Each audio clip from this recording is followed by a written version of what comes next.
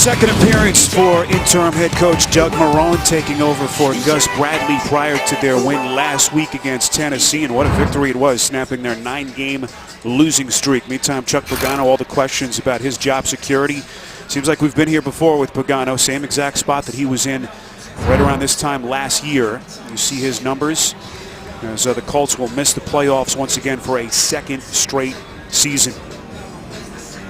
Jacksonville has won the toss. They defer, and so the Colts will receive. Jacksonville, Salmon, only 4 wins in their last 21 games. 2 of them have come against the Colts. Yeah, and they're playing better, and that's what we saw last week from this Jacksonville team. It was the debut of their interim head coach, Doug Marrone. He said, hey, we want you to play hard, play together, and that's what they got last week. Blake Bortles looked good. Let's see how they finish off the 2016 season. Jordan Todman and Josh Ferguson back deep to receive, and Jason Myers will get us going, the second-year kicker out of Marist. Jacksonville trying to sweep the Colts for the first time since 2011. As Todman takes a knee in the back of the end zone, and that is where Andrew Luck and the Colts will take over. Career highs, as I mentioned, in completion percentage for Luck as he closes in on 4,000 yards passing. It would be the 3rd time he's done that in his 5-year career. He hasn't been sacked, by the way, in either of the last 2 games. First time that's happened in his 5-year career. So this offensive line, this current group, has been the best of their offensive line starting combinations that we've seen. No Dante Moncrief, down with that shoulder injury, same shoulder that caused him to miss about a month and a half early in the season. So 1st and 10, run play call. This is Frank Gore, starting the day 37 yards away from that 1,000-yard milestone, tackled by Avery Jones. How about the defensive starters? Todd Walsh, their defensive coordinator. Yannick Ngakoue, one of the young nucleus members of this defense. 7 sacks, needs a half more to break their rookie franchise mark. Paul Postlesny, once again their leading tackler, with a season he's had, the former Pro Bowler. And Jalen Ramsey, the pick 6 last week, has an INT in each of the last 2 games. Selected as the AFC's Defensive Player of the Week. Luck to the airways, finds Dorsett out past the 30-yard line, a pickup of 7.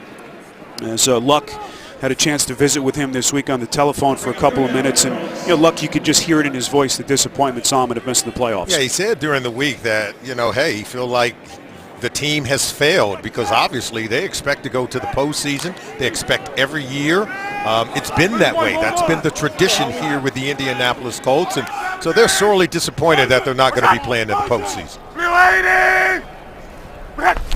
Robert Turbin, the 50-year running back whom they signed just prior to the season, into the game, and that pass right off of his hands as the Colts drive stalls, and the punt team will come out on 4th and 2. Not the start Andrew Luck and the Indianapolis Colts want on offense.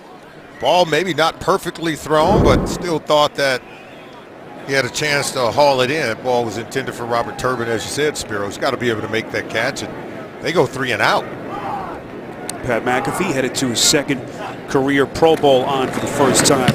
And Brian Walters standing back deep inside his own 20. Good hang time on that punt from McAfee, and excellent coverage down the field by the Colts.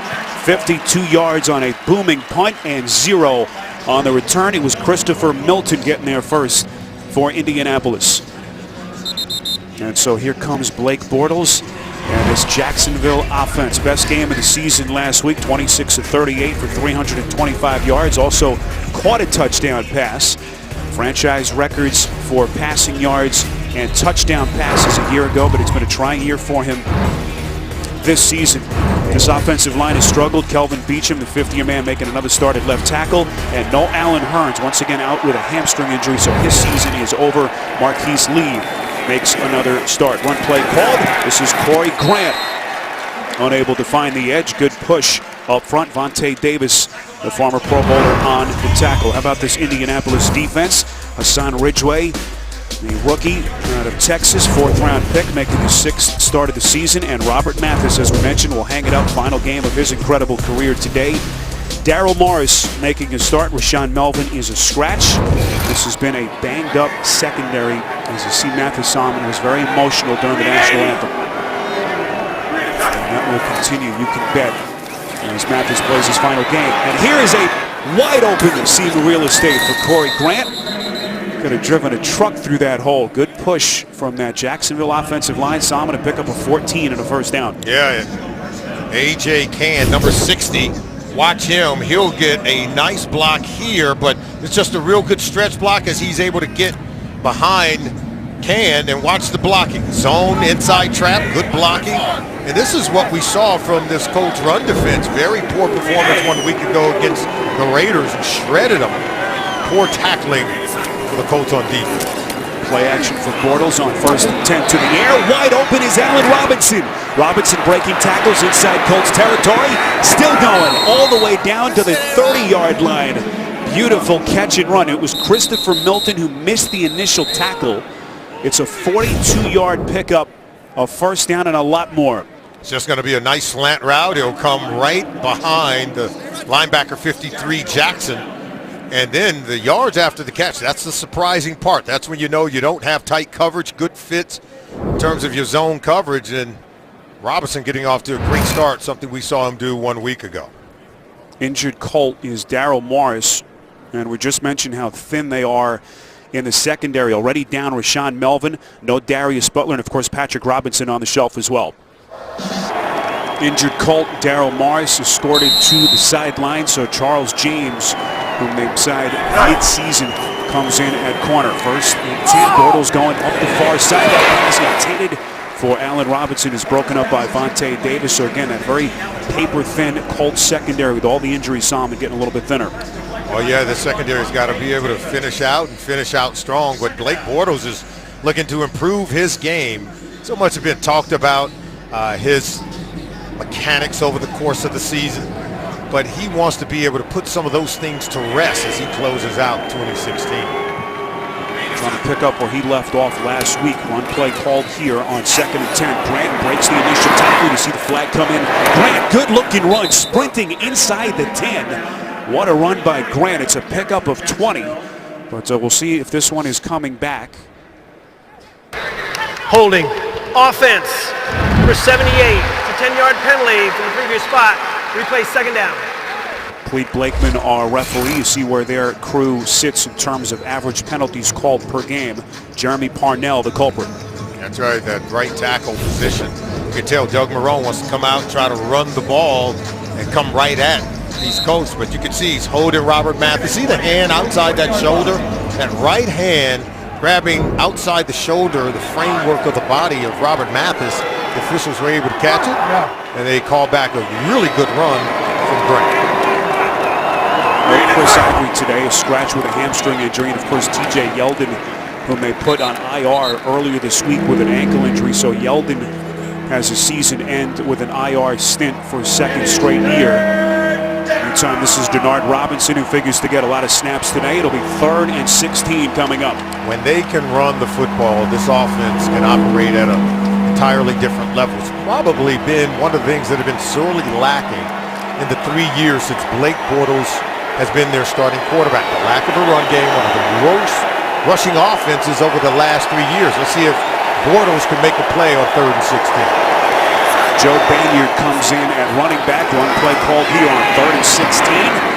Colts expecting pass, but able to get enough of a push up front. Jacksonville needed the 20 for the first down. They pick up 7 there with Banyard, whom they signed to their active roster this week. And now the field goal unit comes out for Doug Marrone. Yeah, you know, Doug Marrone didn't want to make a lot of changes after taking over for Gus Bradley. Only so much you can do in a short period of time. But he said there were some core things we wanted to change. He said not that anything was wrong, just for the comfort level. And I think some of those changes has led to their ability to score early in games for the 2nd consecutive week. So here's Jason Myers, 47-yard attempt. Nearly perfect from within 49 yards. Now 19 of 20 on the season as he is able to salvage 3 and get Jacksonville on the board first on CBS. The NFL on CBS is sponsored by Southwest. Yes to low fares with nothing to hide. That's transparency. H&R Block. Get your taxes won. And by T-Mobile. Switch to the network built for unlimited data. 47-yard field goal by Jason Myers to get Jacksonville on the board first. Happy New Year from Indianapolis. Salman, Happy New Year, brother. Happy New Year to you as well. And I know you went out and had yourself a good time. But see, you have that young vitality in terms of that energy. You can bounce back, bring in the new year, be, the light of the town. The vitality is waning, my friend. It's waning. Myers boots it away as the Colts will get it back. Booming kick through the back of the end zone, and that is where the Colts will have it from the 25. Salman, what are we looking for early? Well, I think we already saw it from Jacksonville. Quarterback Blake Bortles needed to come out and be a good decision maker, throw the ball with great accuracy, and play with some poise. They were able to get some points on their first possession for the Colts. I think we got to see a lot of Frank Gore and a little bit of Andrew Luck goes a long way, and I think that kind of balance is what they need on offense. Bortles trying to pick up where he left off. That very impressive performance in the win over Tennessee last week. So here's Luck from the gun. T.Y. Hilton in motion. Starting the day with the NFL lead in receiving yards. Hilton coming across the field, but Luck's pass was well short. And Hilton, one of the players chasing milestones today, so we'll take another look. Well, watch this. Frank Gore out of the backfield. Excuse me. You're going to see Gore come right here. Now watch how wide open he is. I don't know why Luck didn't throw the ball. Never saw him. They had themselves a touchdown there. And that tells you when a quarterback is in tune to what's happening offensively, and we expect more from Andrew Luck. He's got to be able to take advantage of that look and score a touchdown. Jack Doyle, the man in motion. Run play called here. This is Turbin. Will lower his shoulder pads to get himself to the 30. 33 Robert Turbin on the carry for the Colts. Oh, Ransom season premiere comes your way tonight after 60 minutes.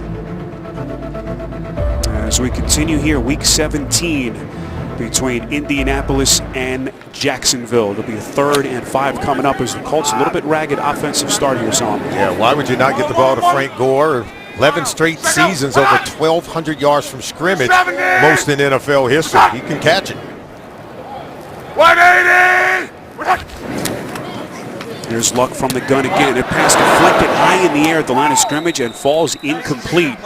So once again, the punt team will come out with Pat McAfee, and not exactly the offensive start that Chuck Pagano was hoping for, and you could already hear the groans from these fans. Yeah, Luck is getting off to a lackluster start. 1-4 for 7 yards on the game so far, and they're giving him protection. He's got to be able to read the coverage pre-snap and then be able to get the ball out of his hands quickly and accurately. So Brian Walters back deep to return, and McAfee on to punt one more time. Walters will chase it right around his 20, and this one will land out of bounds along that Jacksonville sideline. So Bortles and company back onto the field. When we come back, you're watching the NFL on CBS. Tonight is 60 Minutes Investigation. They are beautiful islands where you can vacation or buy a passport. That's right, passports and citizenship for sale tonight. Only CBS. Very good crowd here, week 17 for this regular season finale. Indianapolis 7-8, Jacksonville at 3-12. Looking to close out their season with a 2nd straight win. Spiro Dita, Salman Wilcox. Happy New Year from Indianapolis. Bortles will roll out on 1st and 10 to the airways, and that pass is incomplete. So Salman, how about Blake Bortles? Last year, franchise records for passing touchdowns and passing yards. It was a foregone conclusion that he was the answer long term. This year, some people felt he regressed a little bit. What do you think? The numbers maybe not as good, but you saw last week he set a franchise record 78% completion percentage in the first half of that game, and they scored a season-high 38 points. And I think Doug Marrone talked about it. He says, look, he's a young quarterback. He's had 3 different offensive coordinators in each of his 3 years in the NFL. That's not the way it's designed. One play called, Bortles keeping it himself, and a lot of room in front of him. Out past the 40, 1st down run for Bortles, a pickup of 16. We go to New York, JB and Boomer. Patriots not letting up. Tom Brady off to a good start. 6 of 6 in the first drive of the day. This 2-yard touchdown pass to Martellus Bennett.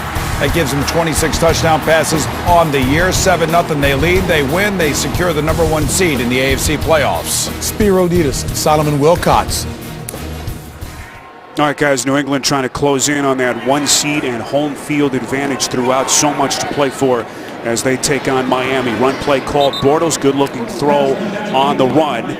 That is Brian Walters on another first down play, a pickup of 13, and you could just sense the confidence in Bortles coming up here the last couple of games. And you can see the confidence that the coaches have in him. You saw in that fake run play where he kept it himself, was able to get a significant run of 16 yards on that play. Then the bootleg. Let's take a look at Nathaniel Hackett drawing up plays. I think you've got to try to maintain some consistency in the system for Blake Bortles to really get a true sense of what he can do in the future. Keep it on the ground here. This is Grant. And Grant has looked good. Again, no Chris Ivory, their free agent acquisition in the offseason. No TJ Yeldon, but Grant has looked awfully good. That time a pickup of 14. They move the chains again. Watch number 70, Luke Bowenko. He's out in front blocking, and A.J. Can as well, number 60, doing a really good job. We talked about it when the Jaguars get their run game going, and they can crank it up. This offense looks like they can be one of the good ones. Put Bortles from the gun here on 1st and 10. Bortles throwing, little crossing route. This is Marquise Lee.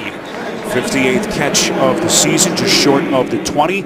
12 yards and another first down. And just to get back to Bortles, Salmon, and you've talked about this, we know about the changes at the offensive coordinator. He has had very little support from the running game, and that's put even more pressure on his shoulders. Yeah, when they can run it, obviously they become a better offense, but it just, I think, takes a lot off his plate.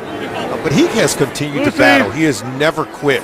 You know, you read around some people around the league doesn't think that he could be a franchise quarterback. I think he has the foundation to become that for Jacksonville. No sidearm sling of the pass that time from Bortles, finds Walters again. Second catch for Walters and a pickup of 8. A lot of talk about Bortles bringing in his passing coach earlier this season, Adam Dado. The talk about the regression maybe in his mechanics, and for that to happen in year 3, a bit of a red flag for some people around the league. But we talked to Doug Marrone, and he was just gushing about the kind of skills and tools that Bortles has as quarterback. What if I told you that Tom Brady still works with his throwing coach?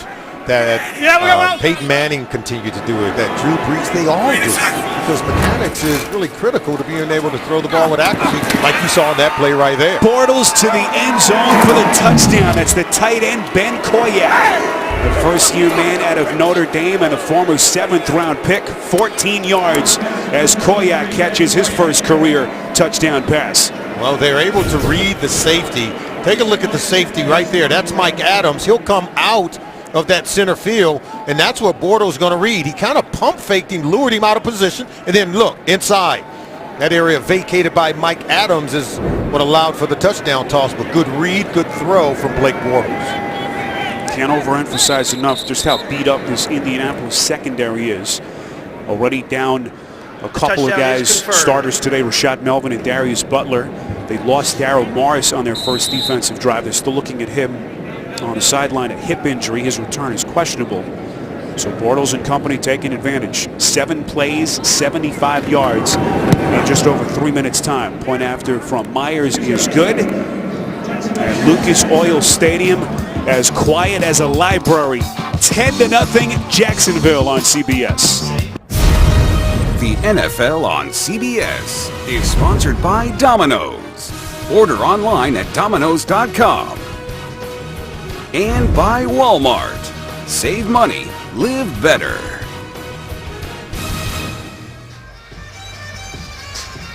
Welcome back to Indianapolis. Ben Koyak, 14-yard touchdown, first of his career, former 7th-round pick.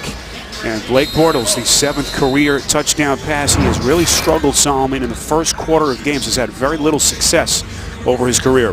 Oh, he's having success today, that's for sure, and had success last week in that win to knock the Tennessee Titans out of the playoffs. You like to see players improve, even though playoffs aren't part of their future.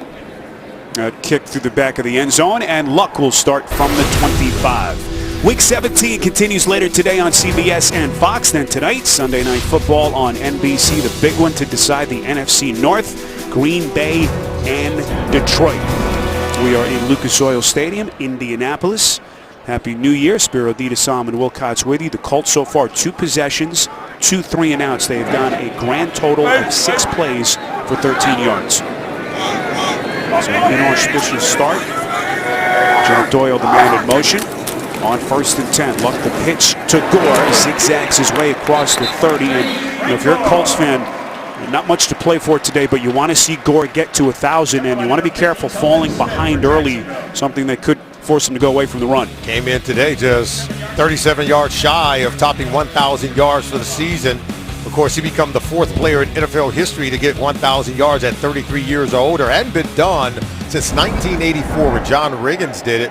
It's a long time ago. 32 years since a runner's been able to do that at the age where Frank Gore is now. Second straight run play called for Gore, but that time going east-west. Posluszny the tackle as we go back to New York for an update. JB and Boomer. Yet another weapon for Brady. Patriots are not fooling around, guys. Here comes Michael Floyd, acquired off the waivers from the Arizona Cardinals. 5-6. Dolphin defenders unable to keep him out of the end zone. Second touchdown, second drive of the day for the Patriots. 7 of 8, 55 yards, 2 TDs for Tom Brady. They lead 14-0. That reminds me of Solomon Wilcots. Back to Spiro. I used to tote the rock, JB. You know, I know how to lower the shoulder. Boy, how about that? Welcome to the Patriots moment for Michael Floyd. What a signing that could turn out to be. Luck flushed out on 38, surveys the defense throwing on the run, and that pass is incomplete. So in these offensive struggles continue, Malik Jackson was the man applying the heat for the Jags. Now take a look here. Yeah, Malik Jackson's coming. Pressure up the middle, flushes him out of the pocket. Can't get a receiver open. There's Malik Jackson right there, but 3 and out yet again for this team, even though we know Frank Gore was able to come in and rip off a 6-yard run. But this Colts offense is going nowhere in the first quarter. This was an offense that was starting to put some things together. We talked about the improved pass protection. But today, so far, it's been a struggle. 3 and outs to begin this game. This is Walters fighting hard just to get to the 20. Flag thrown way back at the Indianapolis 44-yard line. It was Chris Carter getting there first, 57 yards on the punt, and 5 on the return by Walters. Here's Clete Blakeman.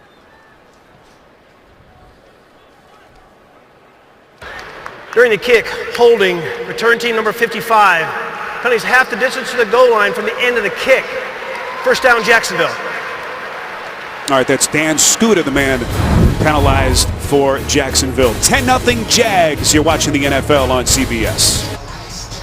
Early quarterback comparison, and right now Blake Bortles getting the better of Andrew Luck. 5 of 7, including that last touchdown pass to Ben Koyak. The energy and enthusiasm for the Jaguars to begin this game is much greater than that of the home team for Indianapolis.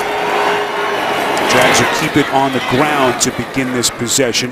Injury update from the Jacksonville sideline. Their starting center, Brandon Linder, is being evaluated for a concussion. So Luke Bowankle, the third-year man and former first-round pick out of Virginia, summoned early in this game. Yeah, he's been doing a good job as well.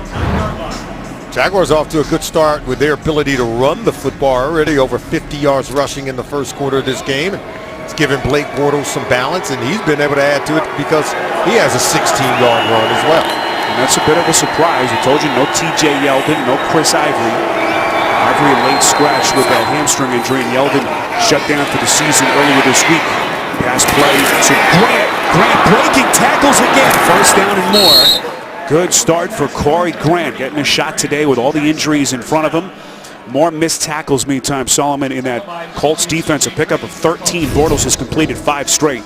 Bortles, they're giving him some of these easy throws. Yeah, he'll just dump it off over to Grant coming out of the backfield. But number 44, Antonio Morrison, good player, but yet a missed tackle. This is what we saw last week from this Colts defense that really fell behind early in that game and had no chance of coming back to beat the Raiders.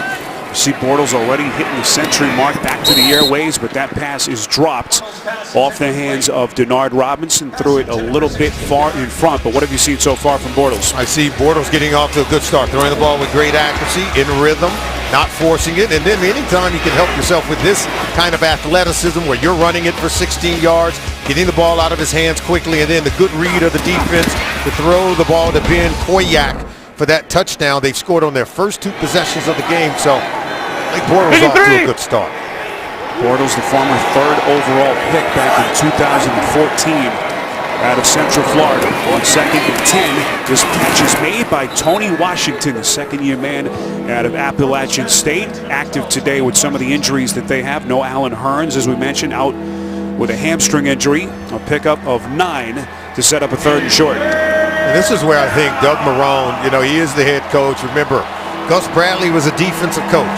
The defense is one of the best in the National Football League. They rank 4th overall, but the offense had always lagged behind despite having the presence of a young quarterback. And look at the start that he's off to in terms of going 7 of 10, 109 yards early in the game, but off to a good start with greater rhythm on offense.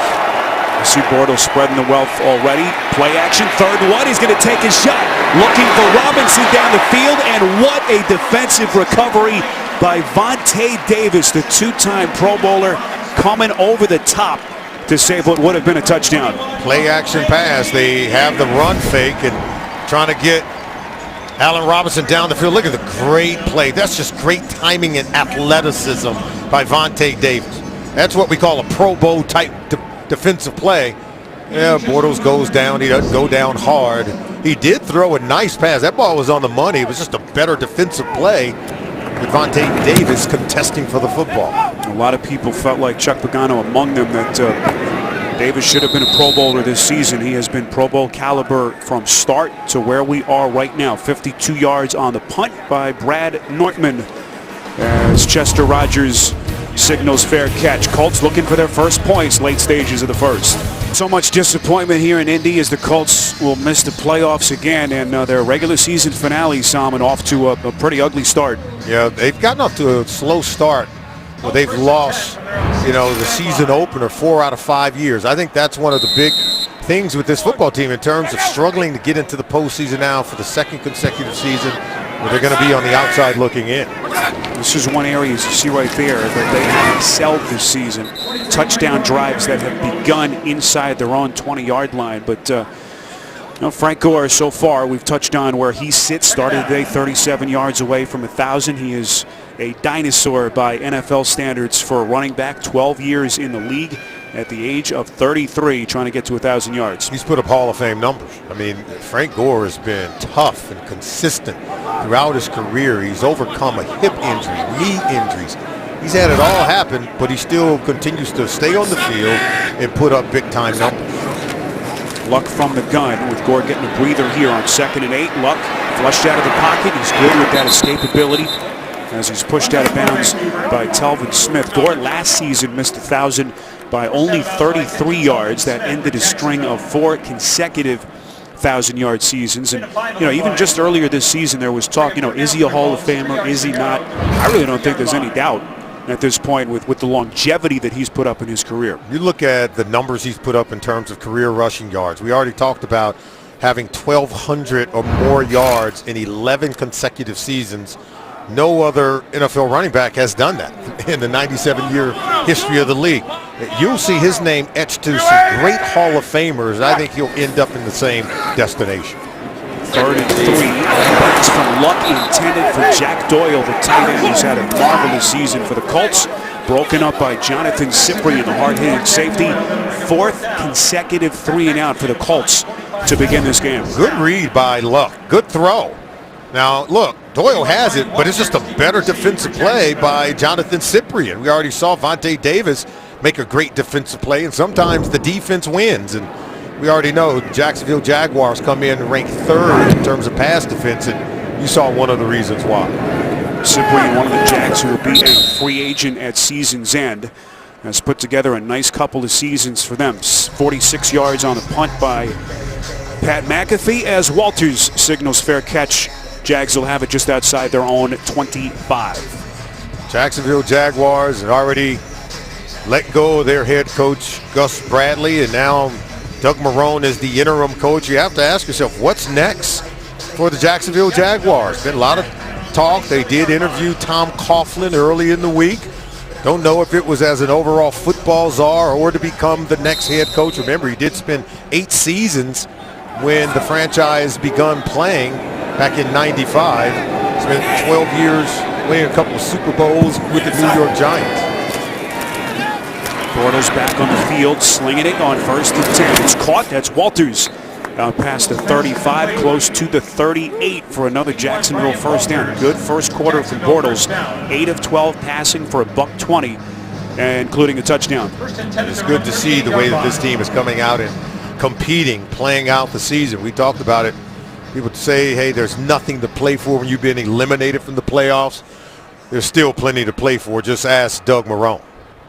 And that will take us to the end of the first quarter at Lucas Oil Stadium. We'll return to Indy after this. You're watching the NFL on CBS. Happy New Year from Indianapolis. 10-0. Jacksonville looking for a second straight win. Ended their 9-game losing streak with that very impressive victory over the Titans last week.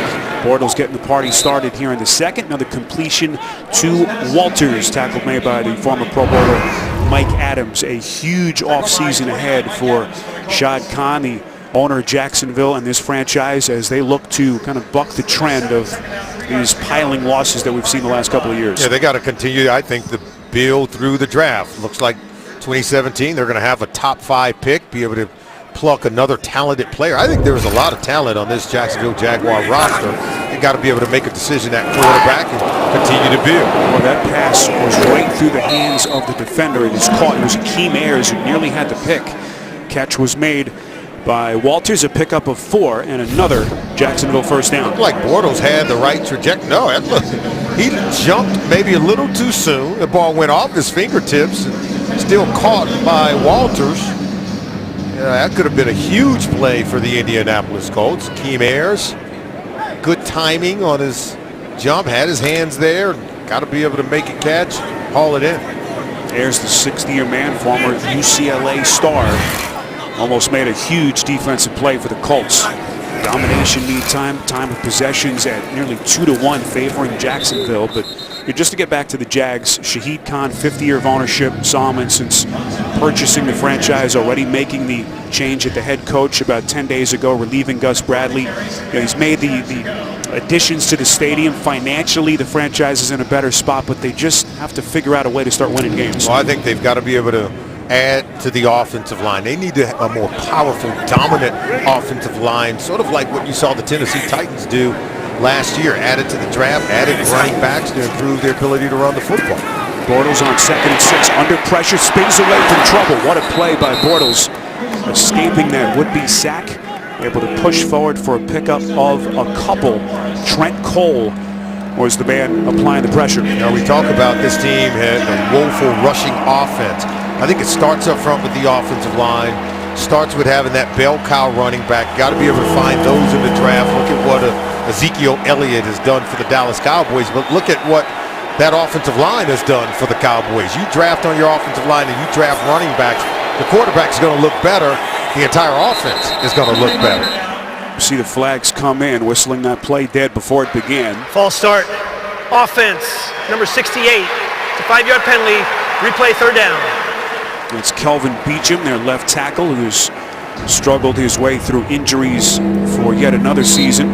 So that'll push him back. Much different scenario here on 3rd and 9. You talk about how to build through the draft. We talk about the offensive line and the running back position, but also they need a talented tight end to go with this offense as well.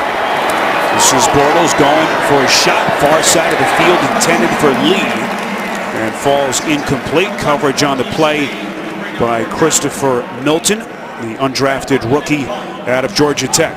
You know, when you have one-on-one, what we call one-on-one opportunity, you got to have that 50-50 ball. I thought Bortles put a little too much on it. Didn't give Marquise Lee a chance to come down with it. Clearly overthrew him, even though he had that one-on-one situation with the defensive backs. Got to give him a chance to make the catch. Update on Brandon Linder. He has been downgraded to out with a concussion. So Luke Bowanko will be their center for the rest of the day. 50 yards on the punt by Nortman. Colts down 10-0 on CBS. Colts just have nothing going offensively. You see their 4 straight 3-and-outs, most to start a game since 1993. Luck, if you've just joined us, is 1 of 6 for a grand total of 7 yards. They begin again from the 20. Luck from the gun. Pass is incomplete, off the hands of T.Y. Hilton. As this frustration continues, Miles Jack was there on the tight coverage for Jacksonville. Miles Jack is one of the talented players drafted in the second round of 2016, but look at him attack. I think he can be a future star in this league playing on this defense along with Jalen Ramsey. They have a lot of talented young players on this roster, particularly on the defensive side of the ball. See Luck, 6 straight incompletions. One play call here to Gore. Good burst up the gut. Very close to a first down, appears to have it. And they do. They move the chains. A pickup of 10. Well, you're looking at the 4th ranked defense in the NFL, but look at some of the young stars. Dante Fowler Jr. was a first-round pick 2015. Malik Jackson acquired in free agency. Jalen Ramsey was a first-round pick, and we already told you he could be Defensive Rookie of the Year. Miles Jack is one of those quiet players, but he's a leader and a talented player that can really help this to become a championship caliber defense. And one of the reasons why you think this is a more attractive head coaching job than a lot of the experts believe, Solomon, around the country. I really do. I think, A, you have to be able to build a championship defense. We just showed you some of those players. Jalen Ramsey is a born leader. He's a blue chip athlete at that cornerback position. He's big, he's rangy, and he's physical. I mean, it's tough for receivers to get off the line of scrimmage. You're going to see him shadowing T.Y. Hilton today, who is yet to catch a pass, but there's no doubt I think they've got some talent a cover does not bear in Jacksonville. Ramsey, the AFC's Defensive Player of the Week. Luck on 2nd and 7, fires over the middle and completes. That's the tight end, Dwayne Allen, who has had a battle through an assortment of injuries this season. A pickup of 13 and another first down. Well, Dwayne Allen is one of those talented tight ends that we talked about. He's right here on the left side of the screen, coming over the middle of the field. And Luck is starting to get into rhythm. That's Jonathan Cyprien in coverage against Allen, but Allen's really big and physical, can catch that ball in close proximity to the defender when it's hotly contested. Allen, a former 3rd-round pick, his numbers down, and a big reason for that, the aforementioned injuries. One play called on first down, as it took nearly a quarter and a half, but finally the Colts picking up their first couple of first downs. And meantime, here in Indy, Solomon, all the talk about Chuck Pagano, they missed the playoffs for a 2nd straight year. Last year, it was kind of accepted. Luck misses more than half the season with injuries. This has been much more frustrating for this fan base. Yeah, there have been some reasons why the team has underperformed. Remember, earlier in the season, they'd win one, lose one. Win one, lose one. Remember, this is the same team that went up to Lambeau and beat the britches off the Green Bay Packers. And we thought that team was going to take off and explode, but for some reason, there's been a failure to launch. Luck on 2nd and 8. Much better looking pass on that sequence. Finds the rookie Chester Rogers out of Grambling State. It's a pickup of 21 and another Indy first down. Now we're starting to see the timing in this offense. Look at this pass by Luck. Just squeezing that into a very tight window. Rogers going to come down with it. He fills that one. But this is a really good secondary. That was a really good throw. 16th catch of the season for Rogers. Luck feeling the pressure. That pass, is it picked? No signal yet. It's Telvin Smith. And they say Jacksonville football. A shoestring interception by Smith, the former 5th-round pick out of Florida State. What a play to get Jacksonville the football back. The NFL on CBS is sponsored by Live by Night from Warner Brothers Pictures, in theaters January 13th. Geico, 15 minutes could save you 15% or more on car insurance. And by Verizon, join a better network because better matters.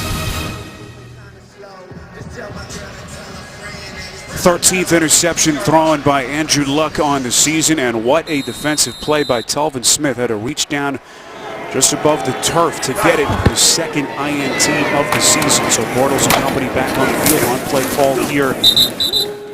On the ground, that is Bronson Hill. First carry for him today as we go back to the interception. And watching Derek Marks, he'll occupy the center, and this is going to be Dan Scooter coming all the way around to get pressure in the face of Andrew Luck. This offensive line has really battled with picking up stunts like this all season long, and that ball's just thrown up for grabs. And Telvin Smith, we told you he's one of the best in terms of coverage linebackers, made a play getting the interception against Luck. On 2nd and 3, Bortles pass is deflected and incomplete. It was Henry Anderson coming with the pressure, got his big mitt on the football. It'll be 3rd and short coming up. Like the defenses are making their presence felt, getting pressure in the face on Blake Bortles. You can see he was hit right there by the blitzing defensive back, Daryl Morris, coming off the corner. Anytime you get pressure, those quarterbacks are trying to get rid of it. They don't want to take sacks. You have to intercept all tips and overthrows. Telvin Smith did it, and the coach nearly returned the favor. So Morris coming back from a hip injury that he hurt earlier. Bortles again escapes. Not the second time. Football comes loose. Who's got it? Indianapolis football. Colts coming with the heat from every direction. It was Eric Walden jarring the football loose, and Zach Kerr on the recovery. There was pressure coming from the blind side. And that backside against Blake Bortles. You can see Walden's coming. There's really good pressure. But look at that hit as he was attempting to get rid of the ball. Eric Walden, number 93, came from the blind side. That arm, was it moving forward? They're saying that the ball came out before he was able to get going forward. They're going to award the ball over to the Colts.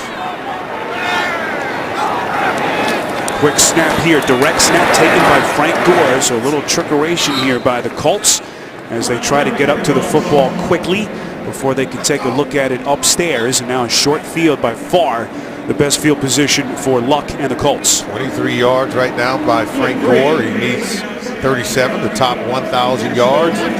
You know, they talked about it, all these personal milestones many of the Colts have.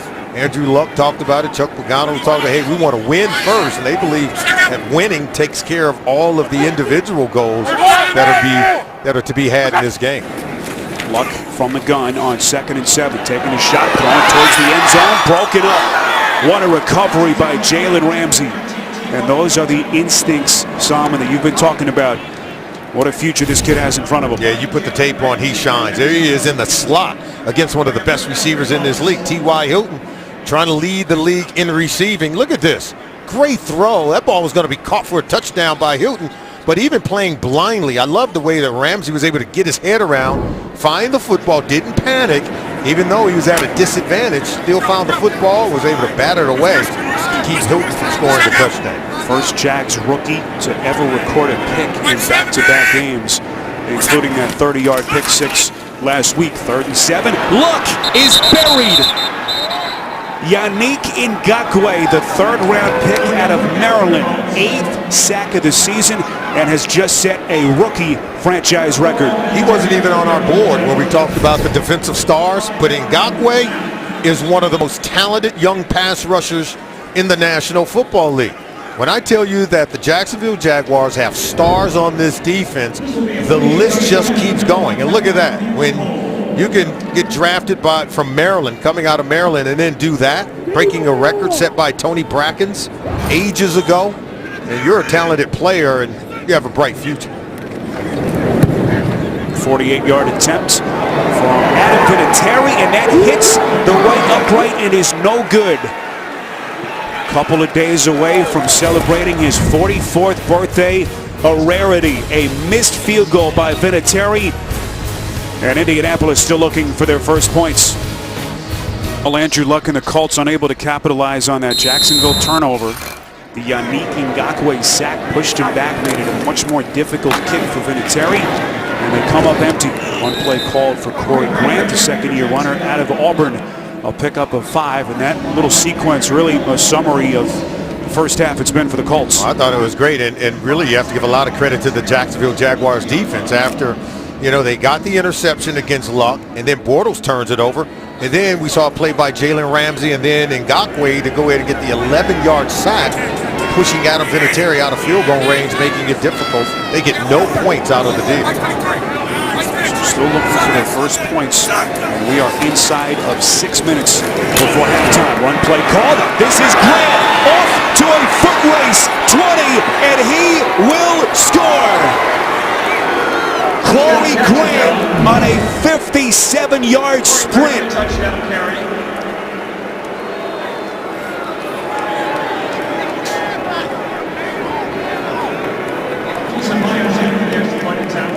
It was Trent Cole who missed the initial tackle, and Grant did the rest. Now watch, you're going to see Corey Grant going to come out here. But watch number 29. This is going to be Josh Johnson, and he is just got to make this tackle. I don't even know how he misses it. Look, this is going to be number 29. And look, how you come over? That's going to be, Adams. Mike Adams come over, and he misses on the play. Longest run of the season by a Jaguar. First touchdown of the year for Grant. His previous long run was 9 yards. 57 on that touchdown run. It is all Jacksonville. The NFL on CBS is sponsored by McDonald's. I'm loving it. And by Bud Light. Strike gold and you could win Super Bowl tickets for life. A lot of long faces from those Colts fans. It is all Jacksonville. Domination till this point, 17-0. As we take a look at their last 4 possessions, Corey Grant, a 57-yard touchdown sprint. And you know, safeties on defense, just by the nature in terms of the name of the position, you're supposed to be a safety net for the defense. And when you're unblocked, you have to be able to make tackles in the NFL. Missed tackles have been an issue for this Chuck Pagano defense all season long as we go back to the touchdown. Now I'm going to show you 2 safeties. It's going to be Mike Adams right here. But watch way back here, TJ Green.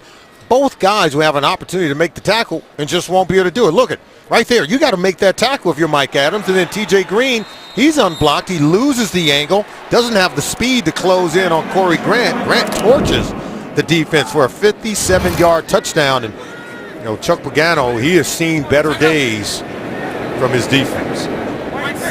Here's Luck and company back onto the field. Still looking for their first points. Play action here on first down. The pass is caught. Finally able to hook up with T.Y. Hilton. Close to the 45-yard line. Tackled on the play by Telvin Smith. A pickup of 19 and a first down. And we said that Jalen Ramsey, the rookie corner, was going to shadow T.Y. Hilton all day. That time the Jaguars were in zone defense, and they were able to find T.Y. Hilton open.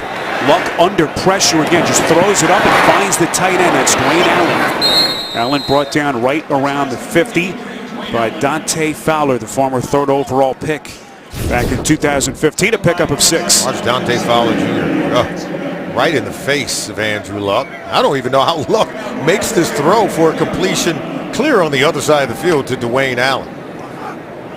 You're getting after Luck, or this Jaguars defense. 5th completion by Luck in what has been a struggle, to say the least, in this first half. This is Gordon. No, doesn't have much room to maneuver there. That's Telvin Smith on the tackle. There's so much talk about Pagano's future here. This is certainly not the way he wants to end the season, as they try to get to 500 with big decisions looming here, Sam, in the next couple of days. The offense has struggled. See being shut out here in the first half. Went 3 and out in their first 4 possessions, so clearly got off to a good start. And the defense allowed the Jaguars to score in their first 2 possessions of the game. Yeah, they've got to play a whole lot better. This is similar to that game we saw in London week 4 when the Colts lost to the Jaguars. 3rd and 3. Luck's pass here finds his target.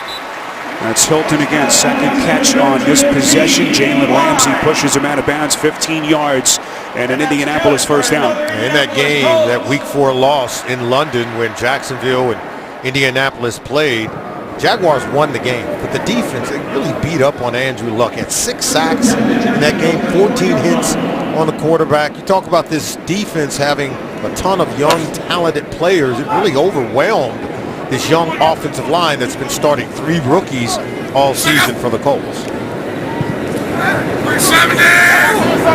Allen, the man in motion. Play action from Luck here. First down pass incomplete. A little bit too high for the intended target. It was Ramsey once again on the coverage. Pass intended for Hilton. NFL on CBS is now CBS All Access. Stream your local games live. Visit cbs.com/NFL now to try it for free.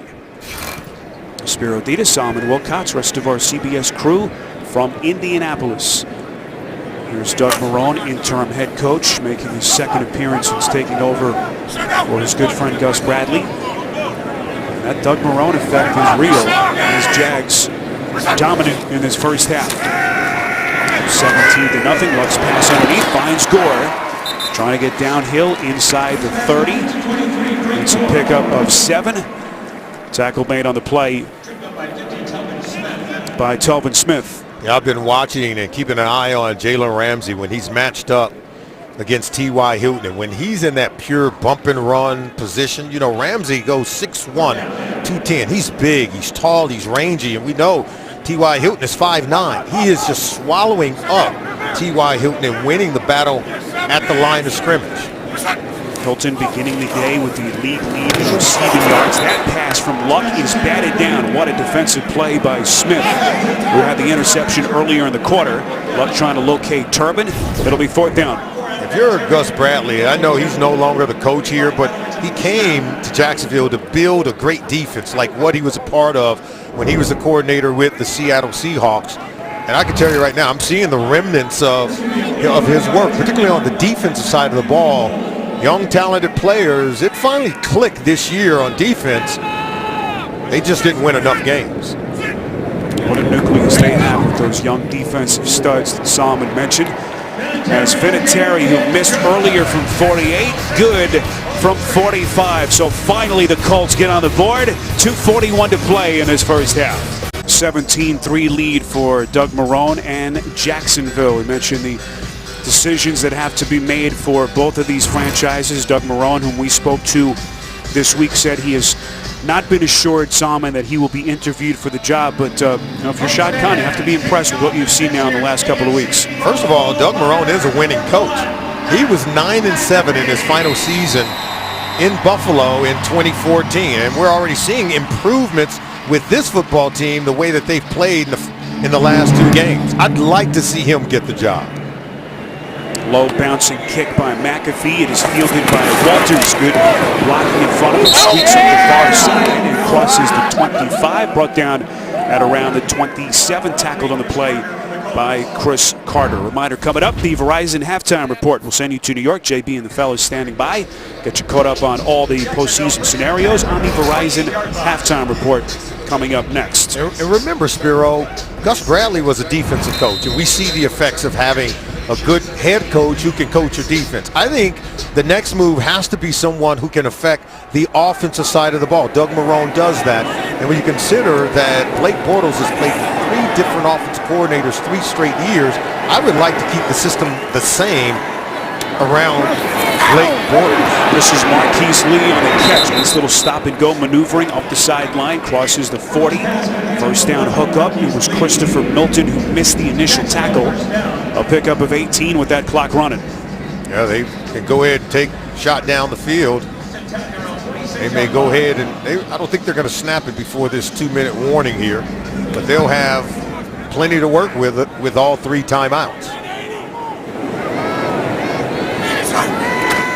Final play before the 2-minute warning. Run play called as Bortles hands to Robinson out of the gun. A pickup of 4.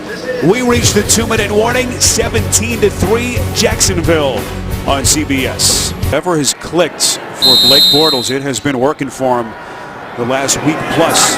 Best game of the season of the win over Tennessee last Sunday, and that has carried over here as they keep it on the ground to Robinson. A pickup of a couple, so 3 timeouts left and $1:50 on the clock. Yeah, I think, you know, having an offensive coach like a Doug Marrone and Nathaniel Hackett, you can tell they're all speaking the same language. We can tell young quarterbacks need that leadership and someone who kind of can speak the same language and take over their growth and development.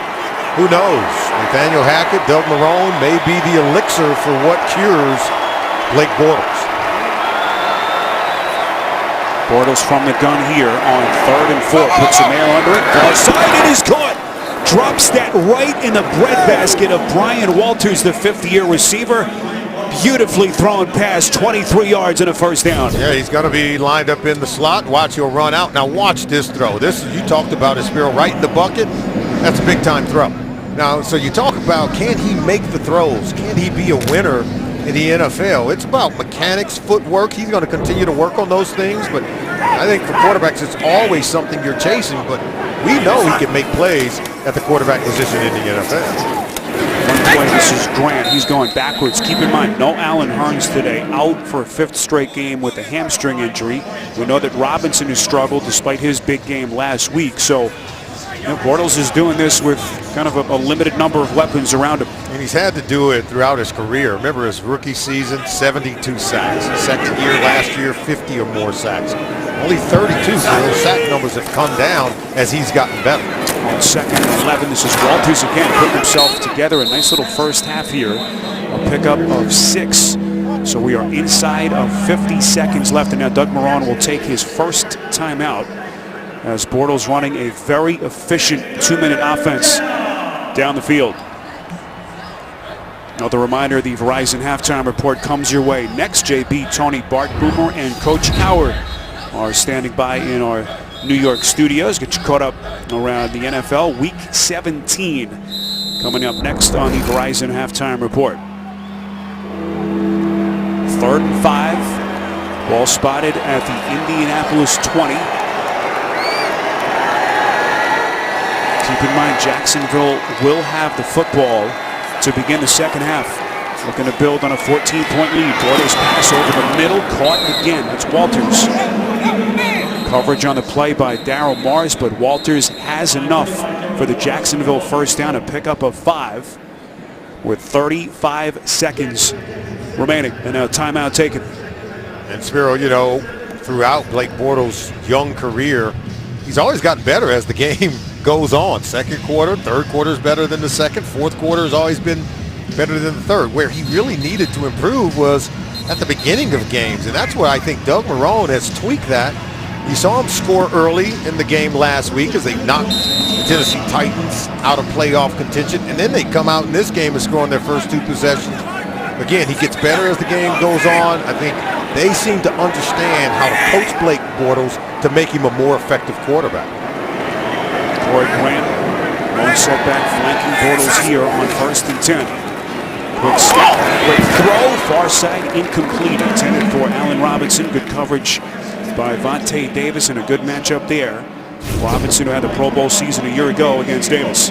Blake Bortles might want to be careful challenging Vontae Davis over there. I know he's got his best receiver in Allen Robinson working, but Vontae Davis can make some plays. He'll make you regret challenging him, particularly down inside the red zone. Not a lot of room to work. That might want to go to the other side of the field and allow Marquise Lee to make a play.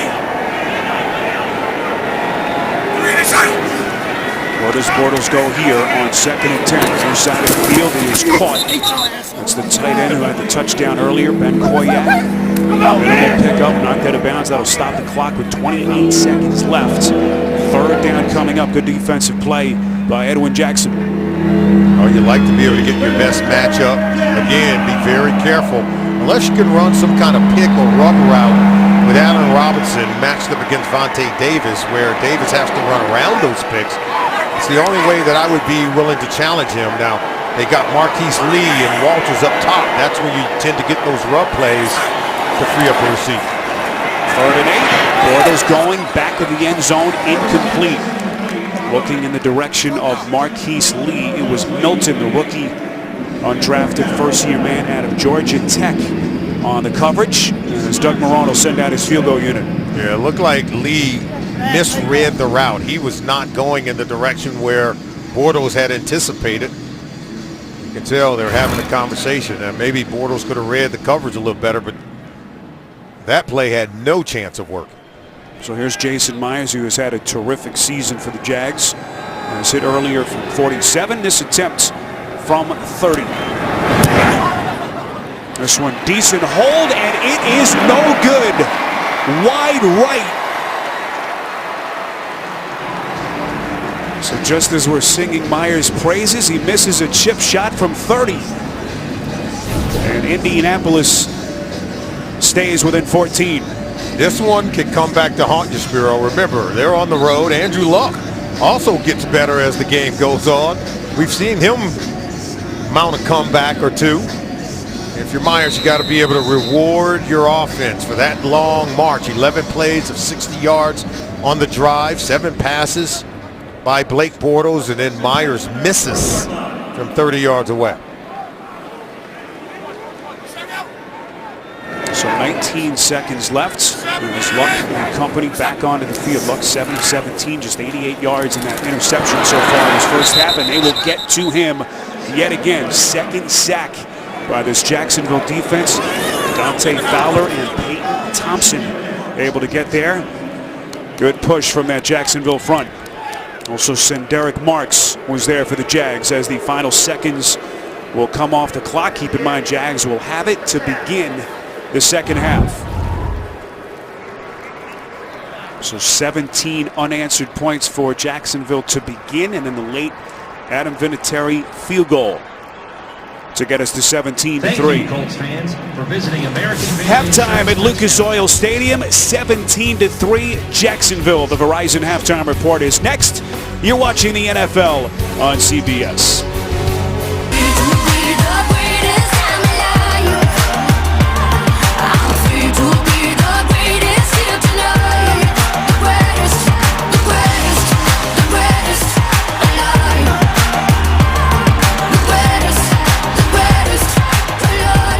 Halftime winds down here in Indianapolis. Happy New Year from Lucas Oil Stadium. 17-3 Jacksonville in front of the Colts. Let's take a look at the winning play of the first half presented by H&R Block.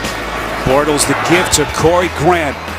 Biggest highlight play of his brief two-year career. 57 yards on the touchdown run, by far Jacksonville's longest run of the season. Happy New Year. Nice to have you with us here from Indy. Spiro Dedes and Solomon Wilcots with you. So far, Blake Bortles in this quarterback matchup. Solomon getting the better of Andrew Luck. Yeah, Blake Bortles came out red hot on the offensive side of the ball, able to lead his team to scores on their first two possessions of the game. And I thought he just came out with laser lock focus in terms of his accuracy.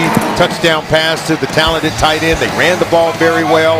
Over 130 yards rushing, 173 passing in the first half. And then defensively, they've done a good job against Andrew Luck and the Indianapolis Colts offense, forcing a 3-and-out on their first four possessions. Telvin Smith with the interception against Luck, and then a lot of pressure on Luck as well. 2 sacks in the first half of this Jaguars defense against Andrew Luck. So Luck has gotten off to the slow start because he's going up against a really good Jacksonville Jaguars defense. But Blake Bortles has taken advantage of the fact that he is in sync with his receivers. They're running the ball very well in terms of the balance. So we'll see what both quarterbacks have in store for us here in the second half. Well, so much to play for, even for a Colts franchise that will miss the playoffs. You know, this is Robert Mathis's final game, announcing his retirement earlier this week. That'll come at season's end as you see some of the numbers with Pat McAfee on the field to get the second half going. Walters standing about 5 yards deep will take a knee, and the Jags will have it from their own 25. Solomon, what about some adjustments in the second half? Well, you got to continue to keep Blake Bortles in rhythm. That is, use the run game, have some good balance, play action pass, allow him to take some shots down the field. And then for Indianapolis, you got to protect the franchise, do a better job of protecting their quarterback, Andrew Luck. This Colts offensive line had not allowed a sack in each of their last 2 games. Well, they already given up 2 sacks in the first half against this talented Jaguars defense. Well, this little resurgence that we've seen from the Jags now for a second straight week began last Sunday in that very impressive victory over Tennessee. This was Grant on their first play from scrimmage to begin the third quarter, a pickup of 6. Tackled on the play by Edwin Jackson. A look at their first half possessions. Oh, we already told you the Jaguars scored on their first 2 possessions of the game. Did have that costly turnover, but they should have scored on their last 2 possessions of the first half. You see they had the touchdown, then the missed field goal where they had an opportunity to score 3 more points before the half. Second straight game in which they've scored at least 17 points in the first half, as they have picked up where they have left off. That pass from Bortles was on target, but it's dropped off the hands of Allen Robinson. It'll set up a 3rd and 4 coming up. Coverage on the play by Vontae Davis. Oh, we talk about keeping the quarterback Blake Bortles in rhythm. You can see Doug Marrone understands they should have had that catch. Creates a 3rd and 4th opportunity. Bortles has been spreading the ball around. It can go to just about any of his talented receivers as he's looking for the best matchup.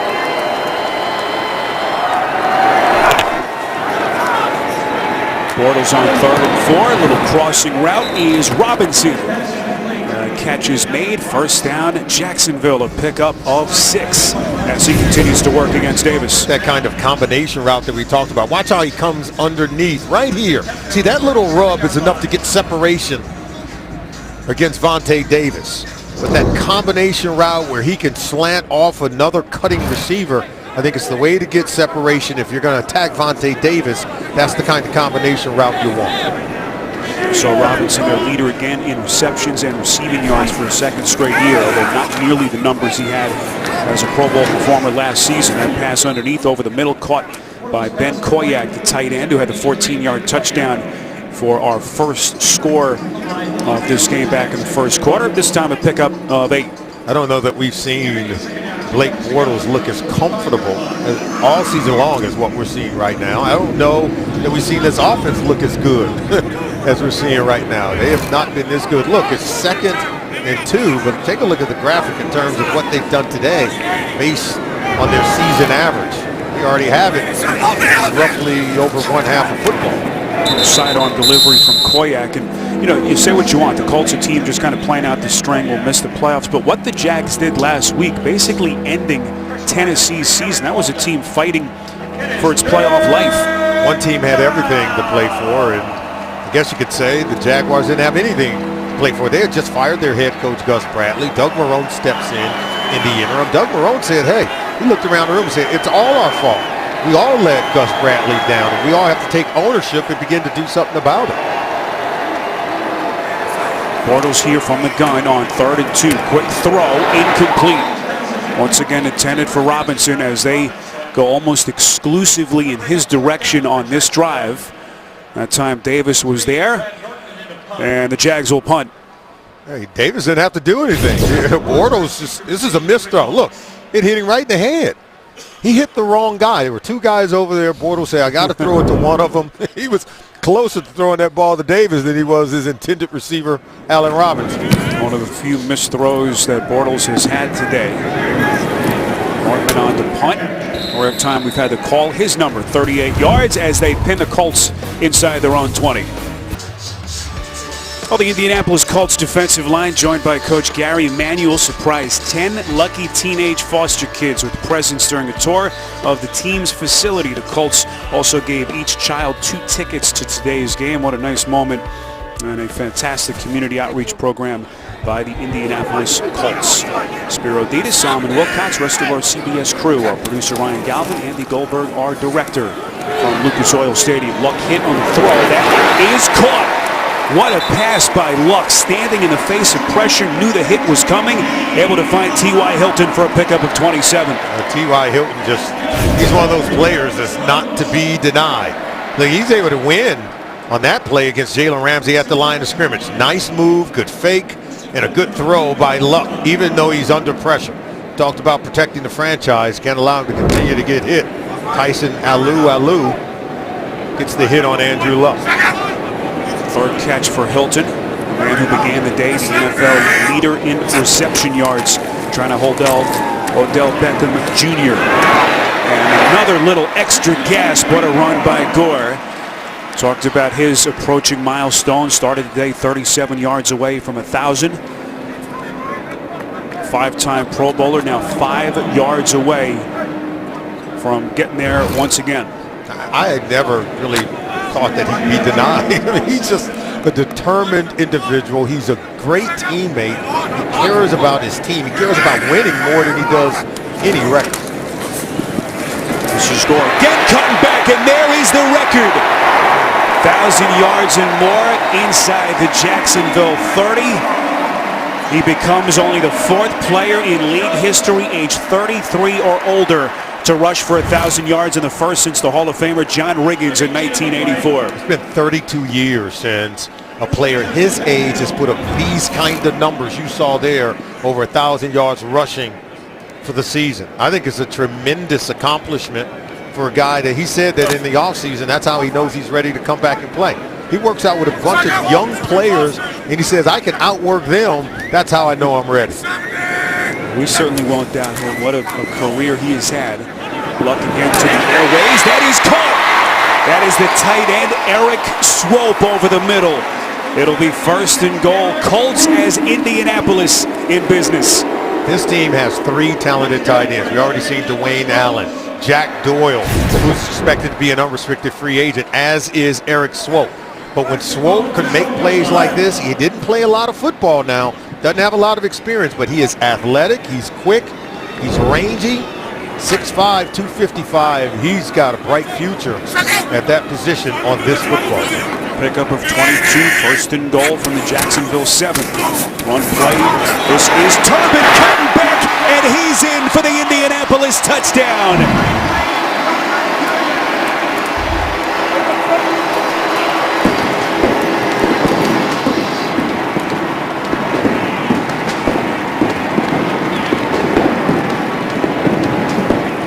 You know, we talk about it. Sometimes you can't block them all, Spiro. Sometimes the running back just got to make the first defender miss. Take a look right here at Tyson Alu. He's going to come here, and then watch this move at the point of contact. Okay. 1 minute you got him, next minute you don't. That's an incredible move and run by Robert Turbin. Well, what a signing Turbin turned out to be, giving them a role of running back that they've been looking for here. 3rd down guys, short yardage, 7th rushing touchdown of the season for Turbin, the 50-year man, as the Colts drive 83 yards and inch to within 7. Here. The NFL on CBS is sponsored by Southwest. Yes to low fares with nothing to hide. That's transparency. New York Life. With the right guidance, everyone can be good at life. And by the All-In Burger from Applebee's.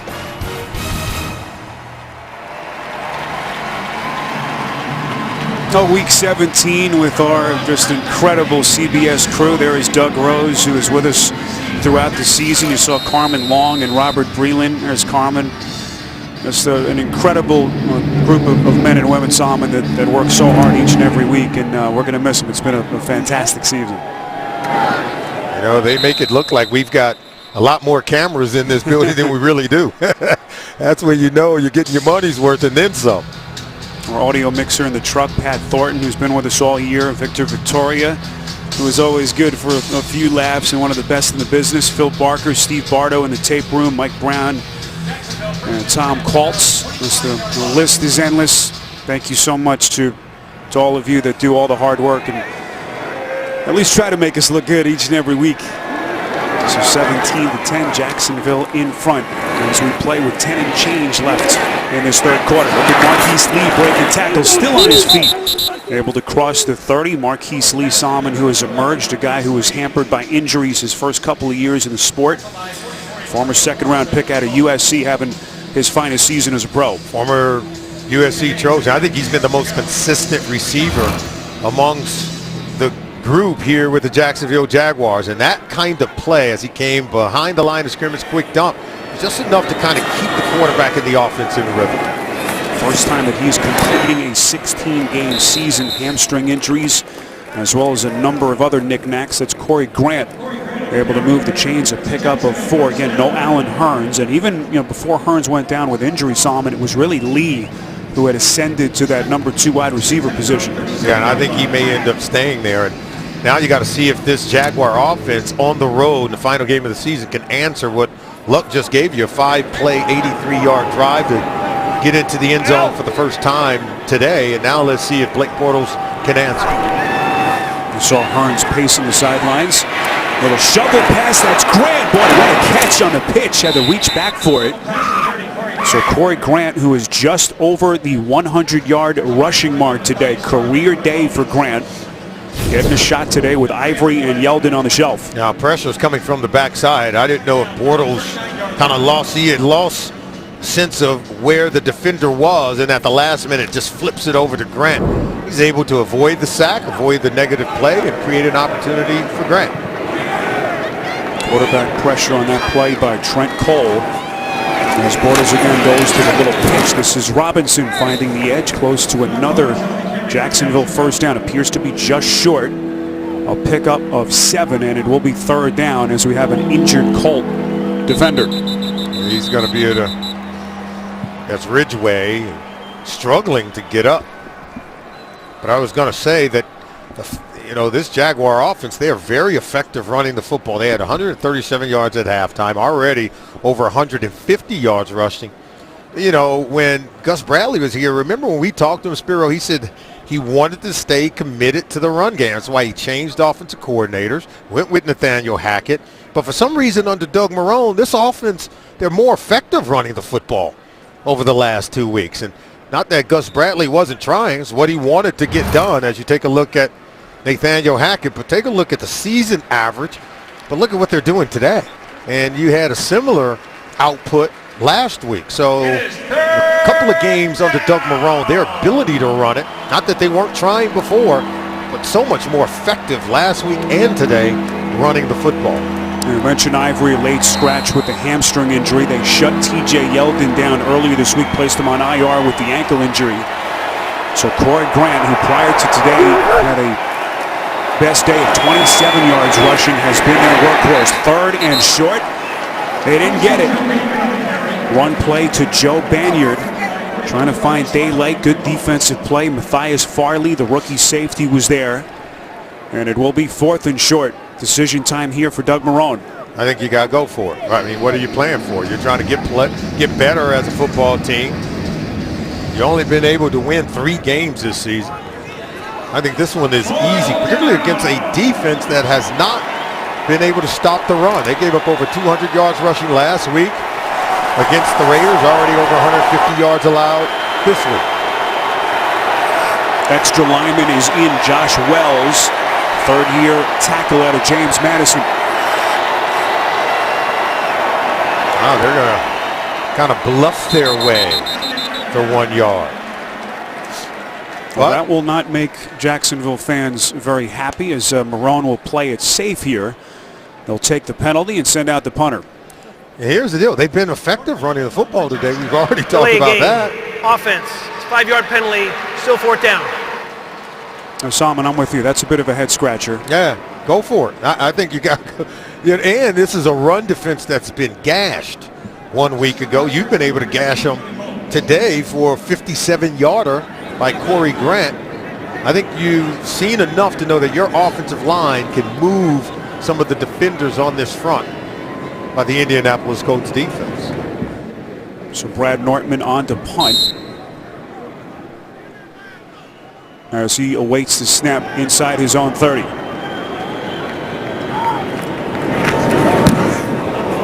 Good looking punt by Nortman. And a fair catch signaled on the play by Chester Rogers. 48 yards on the punt. Indianapolis and its defense finally able to make a stop. 10 unanswered points by the Colts. And right now within a touchdown as they take over inside their own 15-yard line. 17-10 with under 7 minutes left in this 3rd quarter. Play action from Luck. He's going to throw it. Far side and a crossing route. Finds Dorsett. Out past the 30. Forced out of bounds. A pickup of 20 and another 1st down. If you've just joined us, Frank Gore becoming only the 4th player in history, age 33 or older, to rush for 1,000 yards, and the 1st since John Riggins saw him in '84. The 3 previous guys to do it, all Hall of Famers. How about this? Riggins did it twice.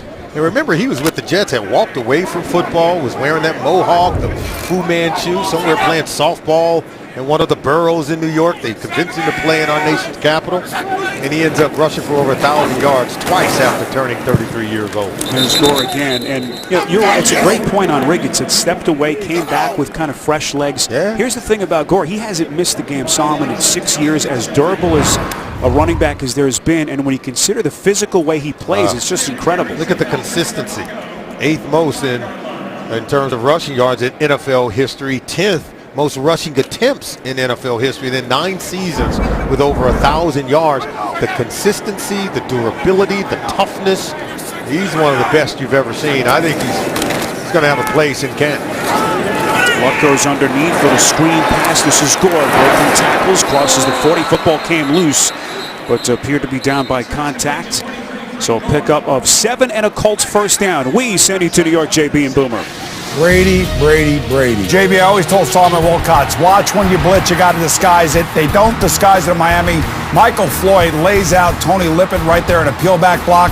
Julian Edelman goes 77 yards. They answer the Miami Dolphin touchdown in the previous series. They lead 27-14 over the Dolphins. True or false, Solomon?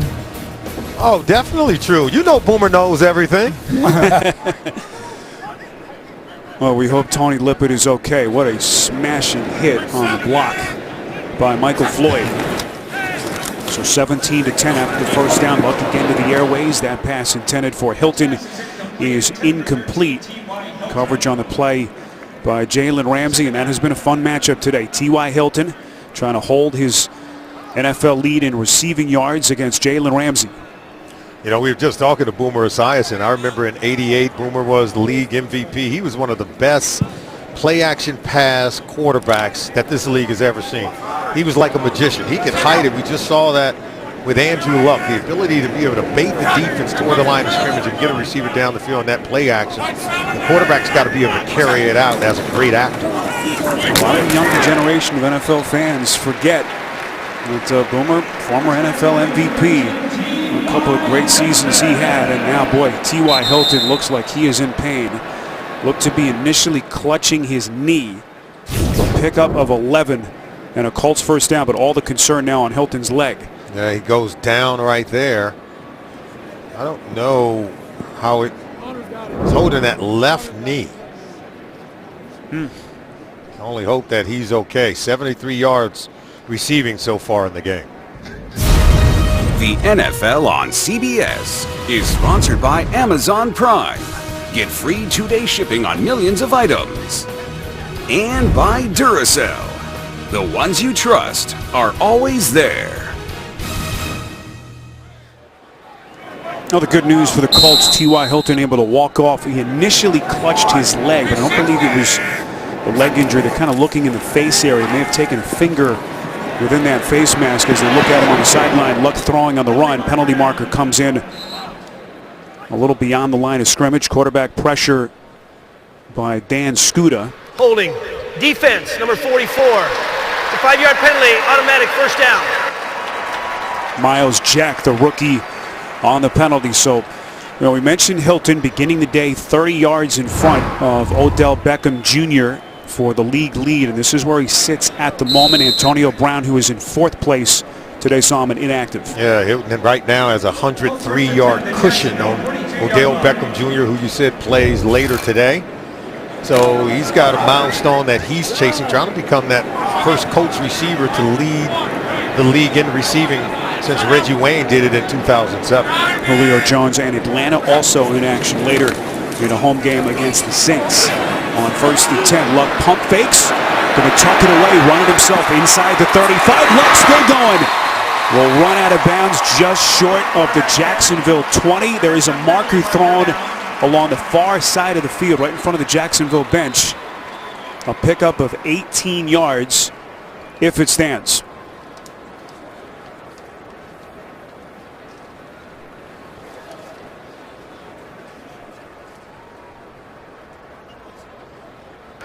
Personal foul, grabbing the face mask. Offense, number 80. 15-yard penalty from the previous spot, and we'll replay first down. Oh, that's the wide receiver, Chester Rogers, the undrafted rookie out of Grambling State. So that'll negate a pretty nifty 18-yard run by Luck. There was no reason to do it. If he grabbed someone's face mask, it was an attempted pass play. He was against man coverage, and Luck takes off running. If you're the receiver, why would you grab someone's face mask? Wiped out what was a huge gain on the play by Andrew Luck. The Colts 43-yard Saw line. first penalty against the Colts on the afternoon, but it is costly. Rodgers getting some extra snaps. We told you no Dante Moncrief for the Colts today. His season ending with a shoulder injury. Luck back to the air, incomplete. Looking in the direction of Rodgers. Can't play better coverage than that. Prince Amukamara, free agent signing from the Giants, on the coverage. Good coverage. This is what they do. Remember how the Seattle Seahawks, look at Prince Amukamara, he had that hand right in the collar of Rodgers, was able to stay tight, get his head around finding the football, but it's kind of that same technique and coverage that Gus Bradley brought from the Seattle Seahawks. You see, they perfected it here. That's why they're so good at defending the pass when they rank third best in the NFL. They didn't teach you that in Cincinnati, did they? Oh, no, they Fistful taught of us that. jersey. Oh, yeah, we did it. We just don't admit to it. Luck is going to flush out of the pocket. Once again, will run inside Jacksonville territory. Luck showing good escapability on this drive. It'll be a third down coming up. A little scamper of a dozen for Luck.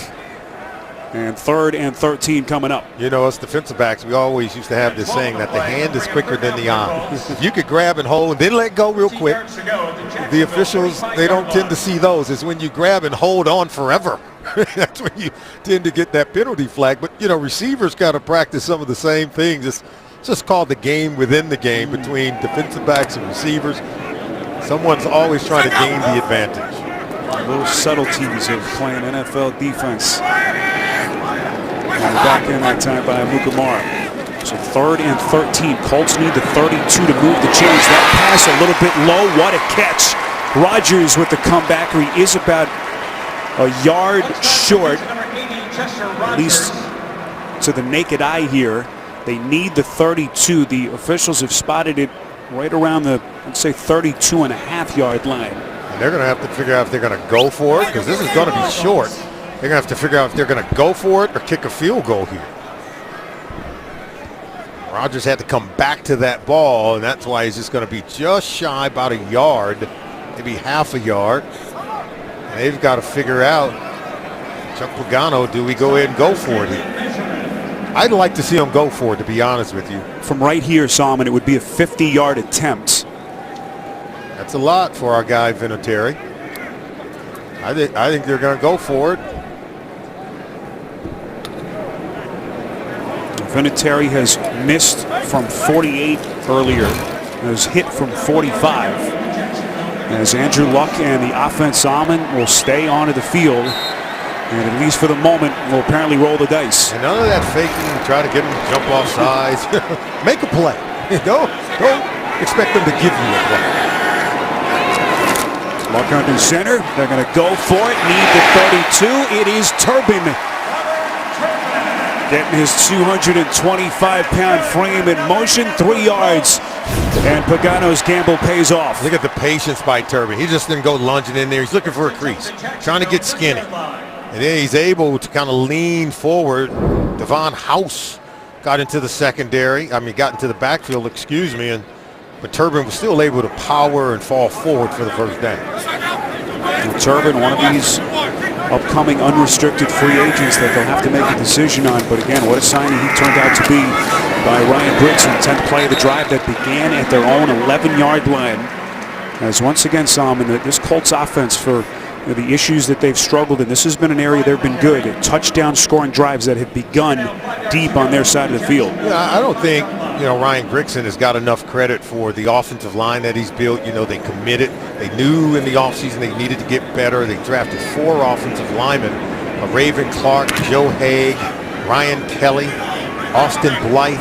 These young players have developed. I think they've gotten better as the season goes on. I think they can really be good as they grow on this football team. This is Gore. Nice little cutback maneuver. Mukamara and Posluszny on the coverage, but not before they pick up another first down. You mentioned Ryan Kelly, the 18th overall pick. He has been as good and as steady a rookie offensive lineman, Solomon, as there's been in the NFL. And Joe Haig, he started at 3 different positions on this offensive line. It's the first time an offensive lineman has done that since 1998. It's just incredible, and I don't know that we've given them enough credit.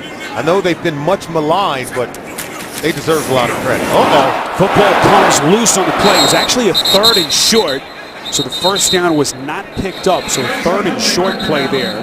Posluszny was right in the thick of it for Jacksonville. Flags flying from multiple directions. Flags down on the Jaguar side.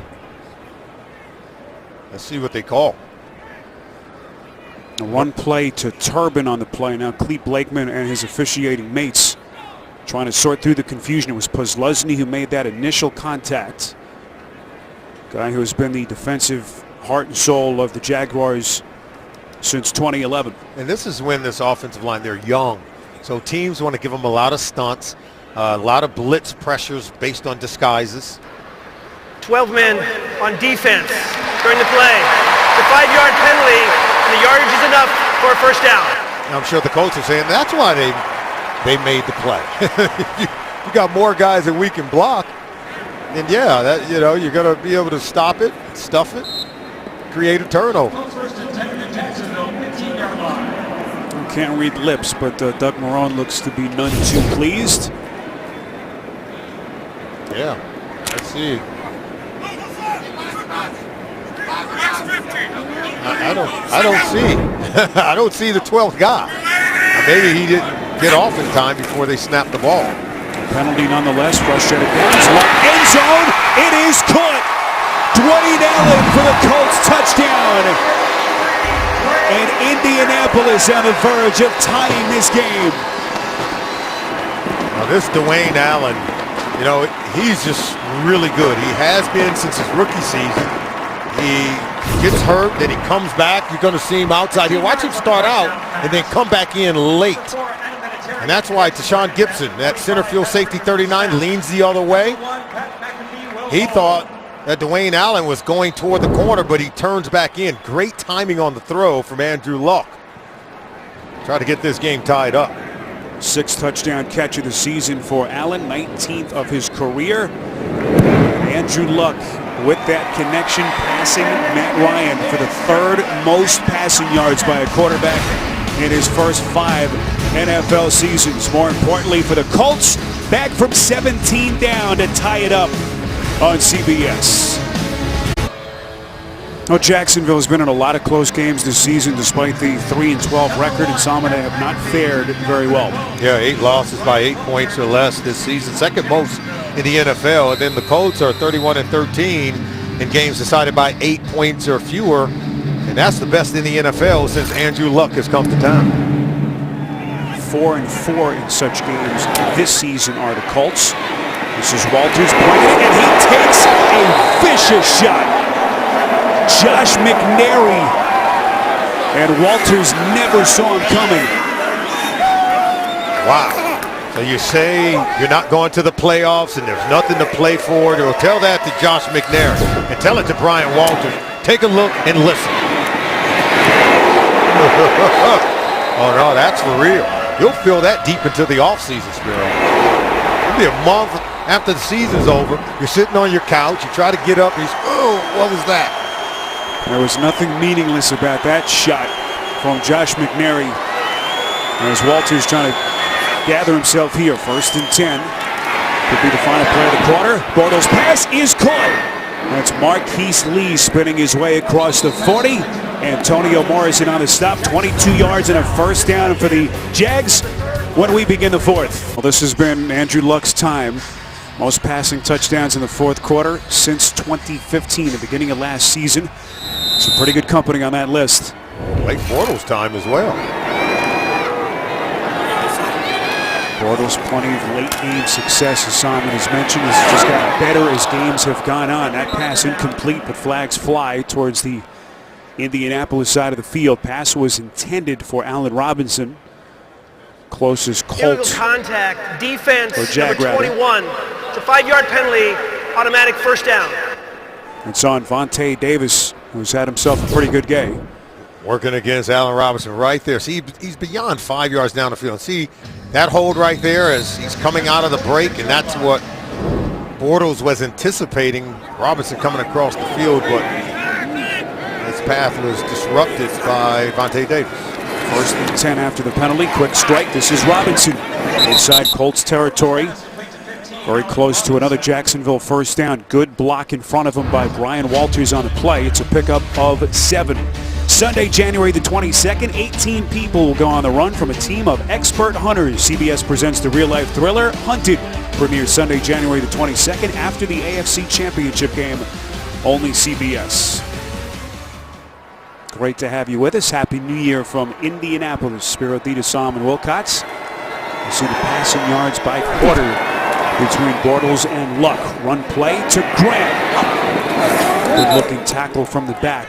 Edwin Jackson making another start in that spot vacated by D'Qwell Jackson, who of course was suspended a couple of weeks ago, missing the final 4 games of the season. Huge loss Solomon, for this Colts defense. Oh, absolutely, and this defense has not done a good job of tackling, not done a good job for the Colts in terms of their run defense. Already 160 rushing yards allowed.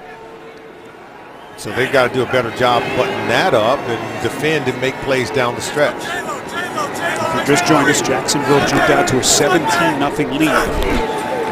We are tied in a brand new football game here early in the fourth. This is Grant again, tackled on the play by Eric Walden, who for a lot of people here in Indy has been the Colts defensive MVP, career high with 11 sacks. And another guy in a contract here who'll be an unrestricted free agent at season's end. Yeah, 31 years old, and Robert Mathis expected to be an unrestricted free agent, set to retire. Trent Cole, 30-plus years of age, also expected to be an unrestricted free agent at the end of the regular season.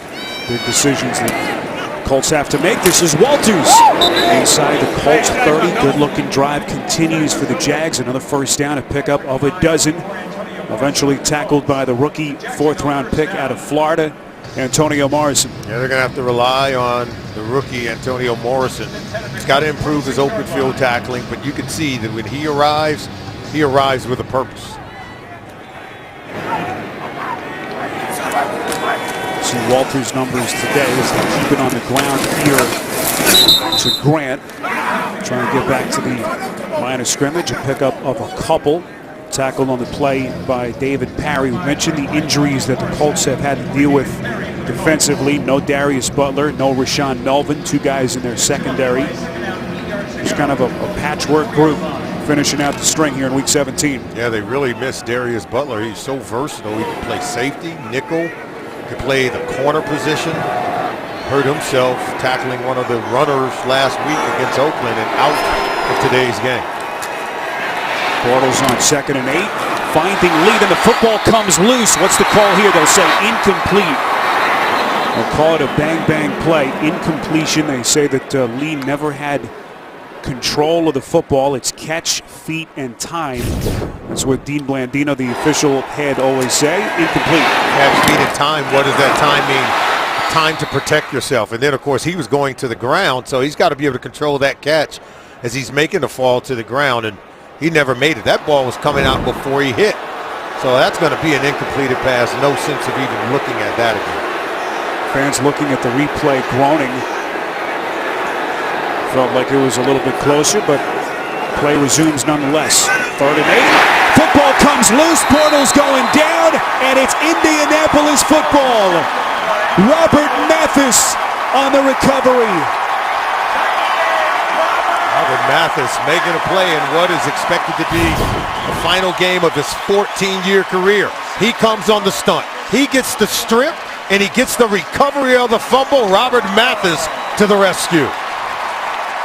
Oh, what a moment for Robert Mathis. As, of course, he announced earlier this week that this will indeed be the final game of his incredible NFL career.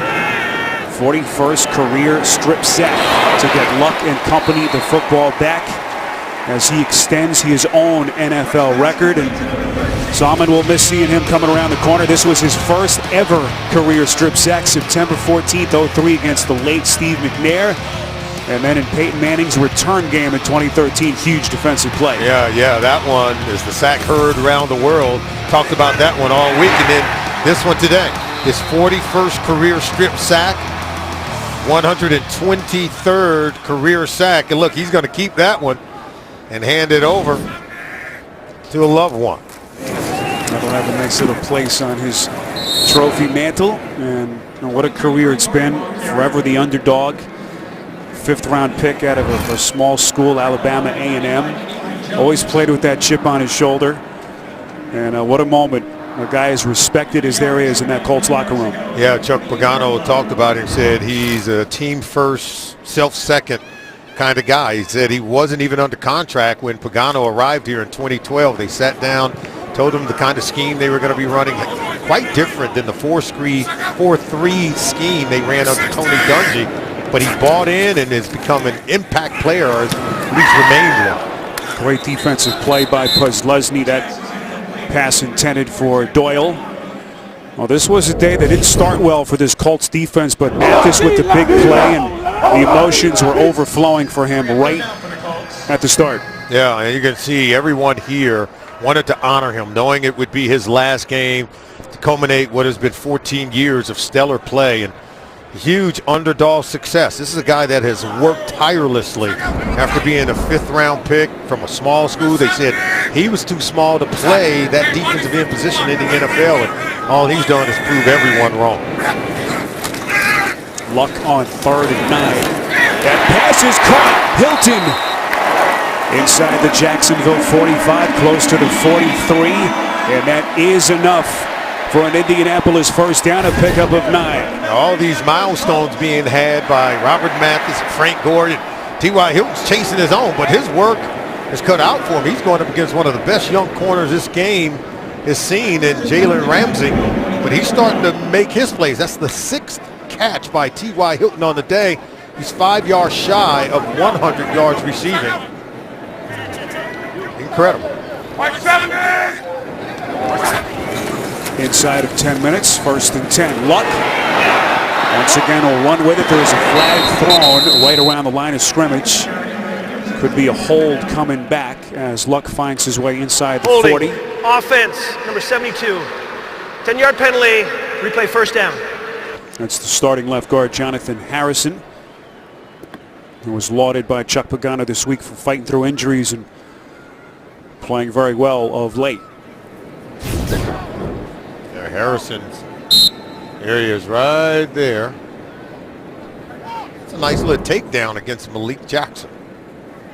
So only the 3rd Indianapolis penalty today, 1st and 20 as a result, as they will mark it back at the Indy 42.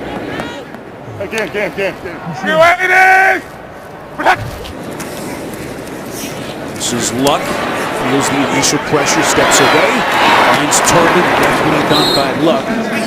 As Turbin takes on some hard hits inside the Jacksonville side of the field to pick up a 4. Good quarterback pressure on the play by Avery Jones.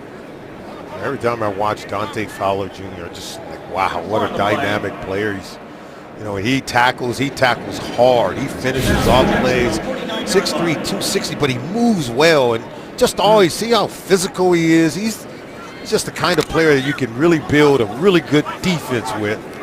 He nearly knocked the ball away from Robert Turbin on that. He's a guy who just seems to like the contact. This is Luck, 2nd and 16. Fires, ball side of the field, it's caught. Chester Rogers on a comebacker. First down and more for the Colts. Working against Prince Amukamara to pick up a 21. Oh yeah, Rogers just keeps working. Watch how far down the field he goes, and then watch how far he comes back to that sideline. Way over on the other side opposite from Andrew Luck. Now look at this throw from Luck. He just laces one there and able to drive it clear to the other side of the field for Rogers to come back to it and make a play. 18 completions, 7 different receivers. Rogers, who began the day with only 15 catches on the season and 54 yards receiving. As we hit the 8-minute mark now in this 4th quarter, and Luck, who was very ragged, looked to be struggling Solomon early in this game, has figured some things out and has looked like a different quarterback. That's what I love about Andrew Luck. He still is a young quarterback in his 6th season, but he gets better. I mean, he's the kind of guy that if there are some struggles early, he doesn't lose his confidence. He never is shaken in a game, no matter how much he's hit, hurried, or harassed. He continues to just stay with it, and the team kind of rallies around him, and he finds himself in this situation where he can get the come from behind win. Luck fumbles the snap. Who's got it here? Jacksonville says it's their ball, and it is. A muffed snap between Kelly and Luck. 2nd Indianapolis turnover. It's Senderick Marks able to make the recovery. So disaster for Indy's offense. Jacksonville gets it back in a tie game. The NFL on CBS is sponsored by Cricket Wireless. Something to smile about. Papa John's, official pizza sponsor of the NFL. And by the Lincoln Motor Company.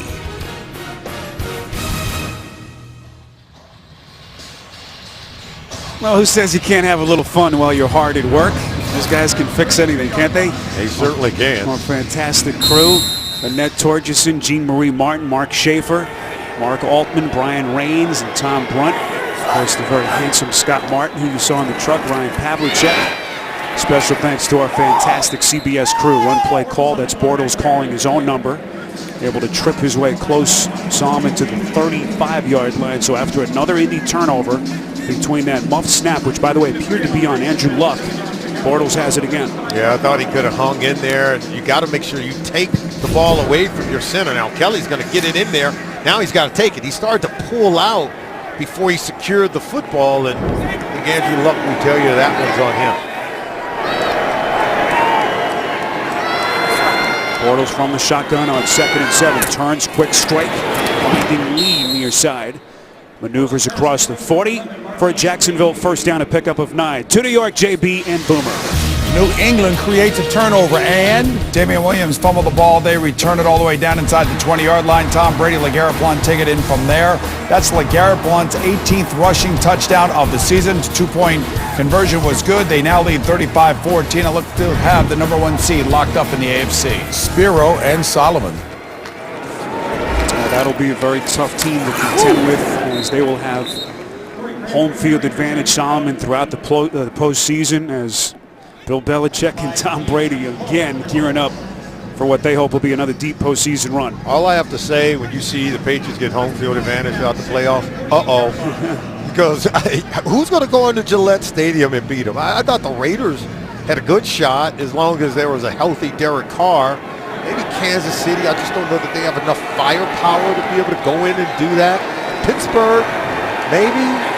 What do you think? I mean, their secondary is their Achilles heel. I'm just not so sure. The Steelers certainly have the offensive firepower, but you're right, their defense is the question.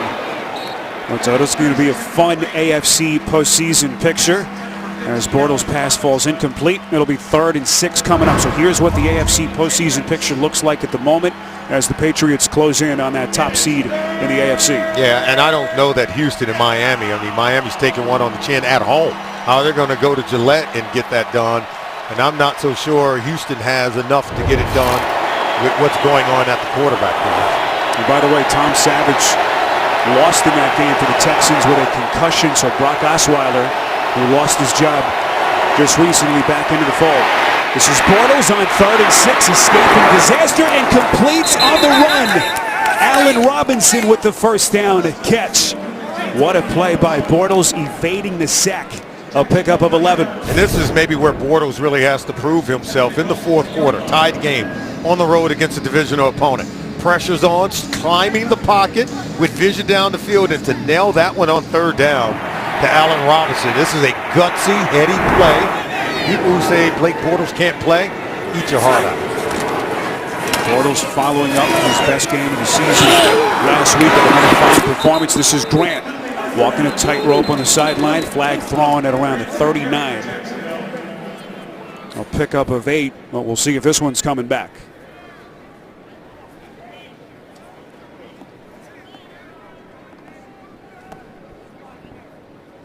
Looking for holding. I mean, officials are gathering. Holding.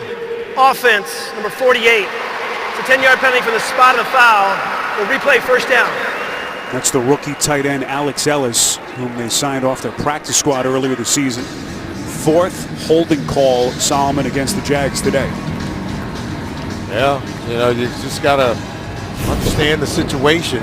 There he is right there. See him.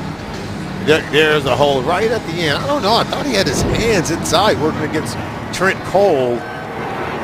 Not so sure. Thought the kid was giving it a real good try. So that negates a good run by Grant. And now 1st and 20 after the penalty, just inside midfield.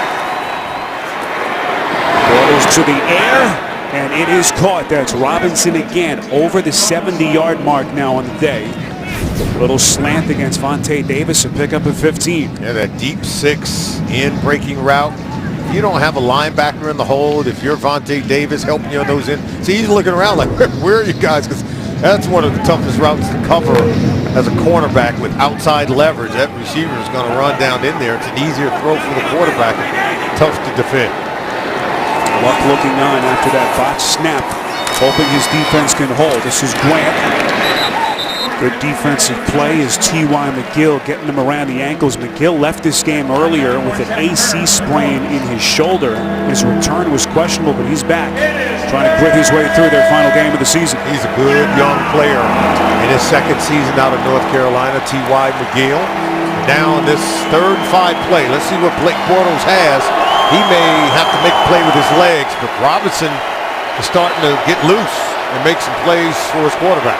It would be around a 53-yard field goal attempt from right here. 3rd and 5. Bortles looking, throwing, incomplete. Off the hands of Robinson. It'll be 4th down coming up. Good defense by Vontae Davis. I thought Bortles, this throw sails a little bit high. Watch as he's climbing the pocket. At the last minute, he pulls the trigger. See, that's just high, outside the reach. If you get that ball a little bit lower, Robinson's going to catch it. He has the inside leverage on Vontae Davis. Ball just thrown too high by Blake Bortles. So here's Myers. It'll be officially a 54-yard attempt. Last week hit 2 field goals from 50-plus, including one from 56. Good spot, good hold, but the kick is not even close. And we are still tied at 17.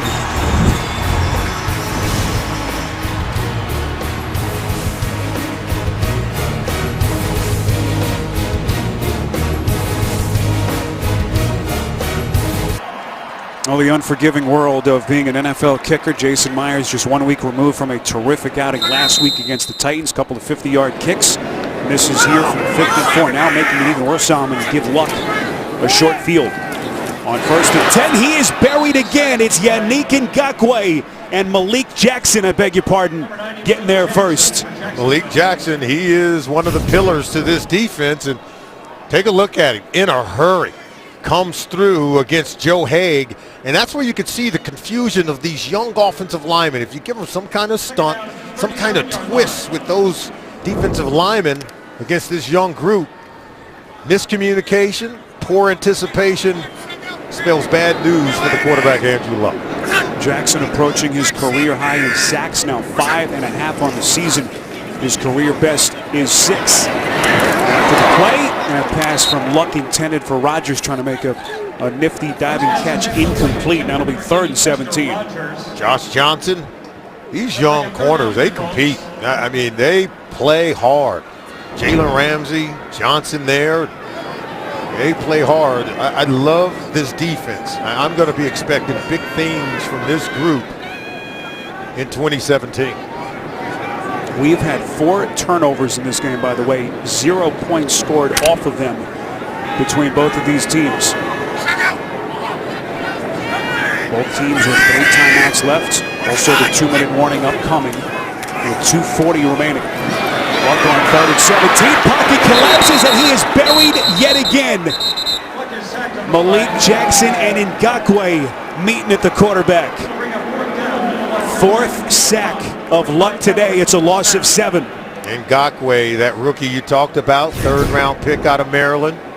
Malik Jackson, and they run a stunt. I mean, they run a twist where one comes underneath in the inside, one comes around from the outside. This offensive line with 3 rookies on the starting group can't handle it. Jackson fired up on that Jacksonville sideline. As we reach the 2-minute warning, tied at 17 on CBS. Final 2 minutes, all tied at 17. Colts with 17 unanswered points after falling into that 17-0 hole to begin. And unable to do anything, Solomon, with that possession on a 4th and 24, sending Pat McAfee onto the field. And this punt is blocked. Football is loose. It's recovered by Morris, and he flicks it back to McAfee. Live football, but they are able to bring him down. It was Dan Skuta on the block. Late flag comes in at the end of the play. What a turn of events, and what a special teams play by Skuta. Skuta just beats Morrison. And there's no stunt, there's no twist. He just comes right off the ball and goes right by Morrison to block this punt. Watch him there, 44. Morrison just whiffs. Just want to give our producer Ryan Galvin credit because he said, watch the block. And I said, how'd you know that was going to happen? He said that in my ear before the snap of the ball. Ryan looking into his crystal ball as you see another look at that incredible play by Escuda. And a big letdown by Pagano and his special teams here with $1:50 left.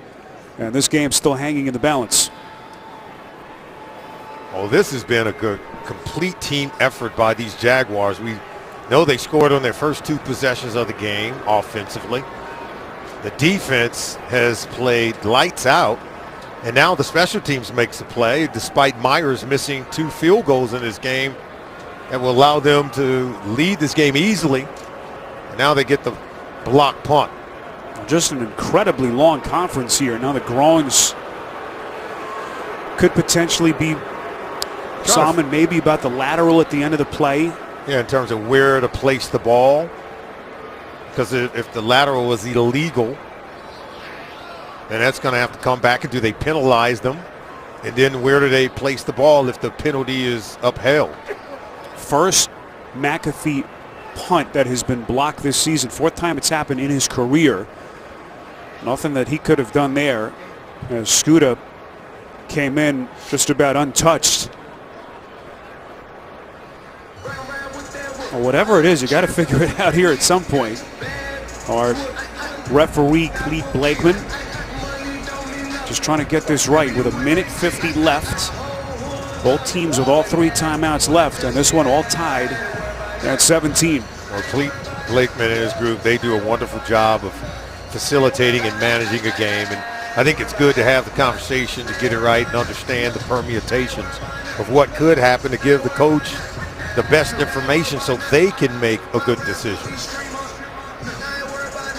Just seems like this is a situation that none of these officials have been in before. Could be leading to some of the extended conversation here. We know that the communication between the on-field officials and New York, Dean Blandino and his crew, have been enhanced the last couple of years, and now these fans starting to boo. And Salmon, I can't blame them. All right, yeah, sooner or later you got to get on with it. But what would you rather, an expeditious decision or the right decision?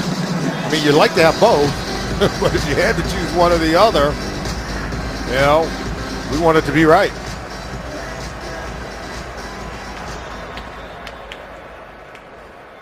Here's the situation. The punt was blocked. It was covered by the kicking team, and ultimately they threw a forward pass, which was incomplete. Therefore, the down counts. It'll be Jacksonville's ball from the previous spot, 1st and 10. Okay, so it was about that pitch at the end of the play. They've got it all sorted out. And now an awfully short field, Salmon, for Bortles in this offense as they try to take advantage of a massive special teams play by Dan Escuda. It certainly was. Doug Marone's got these guys playing. He's put 1 minute 54 seconds on the game clock, 1:54. There you go. See, all those things are procedural. You got to figure out where to place the ball, how much time is on the clock. Takes a little time, as long as you get it right. Well, one thing, if you're Doug Marrone, you don't want to have to put it on your kicker here. You wonder where Myers is psychologically. Missed earlier from 30. Did miss the 54-yarder. Now some conversation between Blakeman and Pagano. The previous spot, as Blakeman mentioned, was the 30-yard line. The football right now. There was no penalty, and that's what they're saying. It was a legal forward pass, just that the pass was incomplete. And that's why there was no need to go over and give an explanation to the coaches who want one anyway. Now it looks like they're going to go take a look under the hood to verify their opinion. The NFL on CBS is sponsored by Garmin Fitness. Let's beat yesterday.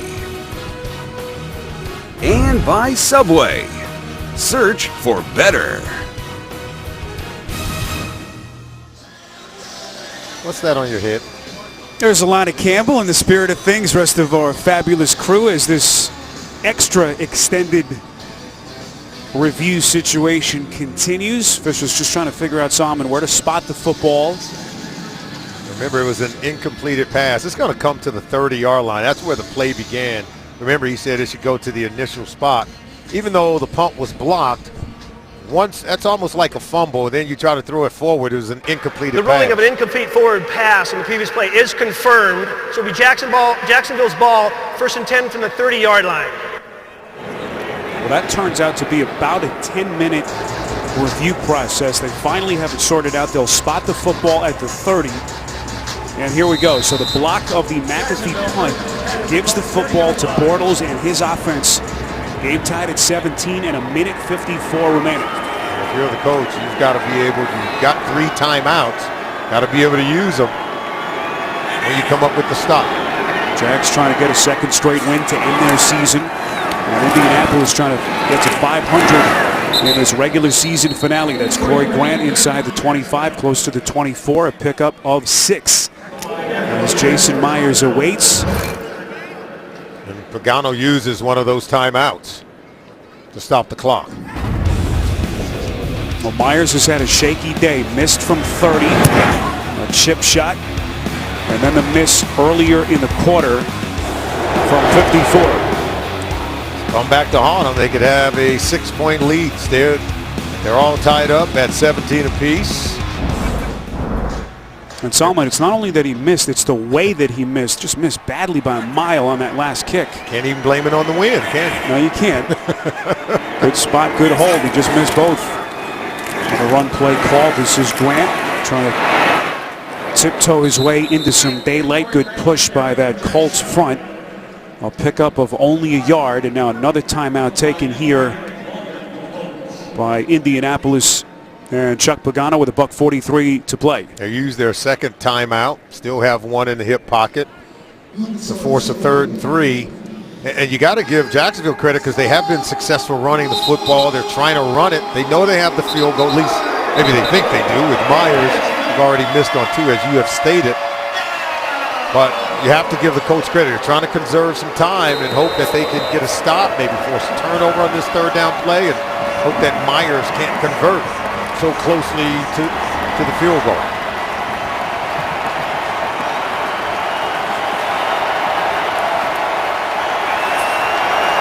Third and 3. Grant won't get there. Well short. Zach Kerr making first contact for the Colts defense. Another timeout taken here. As Pagano and company will take their final timeout. Minute 38 to play. And now what is going through the mind of Jason Myers, getting ready for what could be a go-ahead kick. Coming up next, the Raiders out to win the AFC West as they pay a visit to Denver to take on the Broncos, or some of you will see the Chiefs battle the Chargers. Check your local listings on CBS.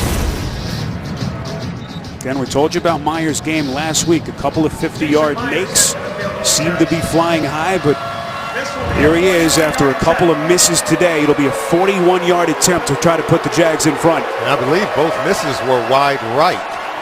So let's see if he can make the correction, but not overcorrect. Dan Skuta with the block punt to give him a chance. Good snap, good hold. Myers is perfect. Showing some mental fortitude, and Jacksonville back in front. Nerves of a cat burglar. He's able to right the ship and knock that one through, much to the delight of his quarterback, Blake Bortles. I don't know, this one, it would have been difficult for most who had missed the previous 2. But he was true, right down the middle. Look at him. He's got a little swagger after knocking it through. Again, all made possible by the block punt by Dan Skuta. As Chuck Pagano looking on. His Colts now down 3 with a minute 33 to play. Another look at the block punt by Skuta. Skuta just comes right by 44 Morrison. He's able to block it. And because of the bounce of the ball, it almost like it hit McAfee and kind of ricocheted, allowed them to recover it and throw it. I think Colts were fortunate that wasn't blocked and returned for a touchdown. Here's Doug Marrone trying to get his second win as interim coach. Talked about how difficult it was to see his good friend and the man who brought him to Jacksonville, Gus Bradley, fired back on December the 18th. You see Adam Vinatieri trying to get that old right leg warmed up on the Indianapolis sideline. Just celebrated his 44th birthday this week on Wednesday, hoping to get a chance to tie this game. Here comes Andrew Luck. So many come from behind performances over the course of his 5-year career. Looking for some late game magic once again. He's got no timeouts to work with. They had to burn them all just to conserve the 1:33 you see left on the clock. Thought they used the timeouts wisely, and now Luck has to work without any. 1:33 to play. You see how the no timeouts affect their play calling here. They keep it over the middle of the field. That's caught. Tight end Jack Doyle. That clock running with 1:25 left, to pick up of 9. This is, if you're Jacksonville, defend the sideline. You can let them catch it over the middle of the field, just not deep over the middle of the field. Second and short, Lucky over the middle. That's caught. Chester Rogers inside Jacksonville territory. First down pickup of 18, but that clock is running fast. I mean, you still want to play defense. We'd say just let them catch it. They've got to take a look at it to be sure that they caught it. You see the football kind of ricocheted away. You saw him in the air, he was spotted, and that's a little bit of a break for the Colts as they have to stop the clock and get it reset. He's got to maintain that catch, as I thought he did. So first and 10, 56 seconds. Lucky man slinging it, and it's caught. They are marching right down the field. Dorsett, a pickup of 19 as they move the chains again. That time, Tashawn Gibson ran himself right out of the coverage, opened up a huge window for Andrew Luck to drive that pass home. So Luck with 3 quick completions right down the field. Now, see number 39, Tashawn Gibson, he vacated the area, allowed Philip Dorsett the opening deep down the middle of the field. Luck has been on fire. 3 for 3 on the drive. Completions of 9, 18, and 19 yards. Second and 10. Underneath, it's caught. That's the running back, Robert Turbin, and he is inside the 15. Now you either clock it, stop the clock. That's right. And now a late flag in. You saw the late defender coming on. All kinds of confusion on that Jacksonville sideline. Offside. Defense. Number 93, the 5-yard penalty, no first down. That was Tyson Alu, and right now, if you're the Colts, Solomon, you're thinking maybe 6. Oh, absolutely. They're trying to score. And how about Luck? He got up there real quick to clock it, but in the meantime, Tyson Alu was offsides, and so they're able to move even closer to the goal line. Ball at the 10-yard line. Again, the other critical thing here, they can't stop the clock with a timeout to get the field goal unit onto the field. And that has to play a factor in their thinking. First and 5, that pass is caught. Inside the 5, it's Dorsett. No timeouts remaining, so that clock is ticking. Got to clock it. Down the ball. There you go. So 14 seconds left. It'll be a second down coming up as we take another look. I thought this ball was going to be thrown out to the boundary over there to Robert Turbin. Instead, it goes to Dorsett. He nearly gets it in. And the Jaguars defense has been good all day long. We talk about situational football.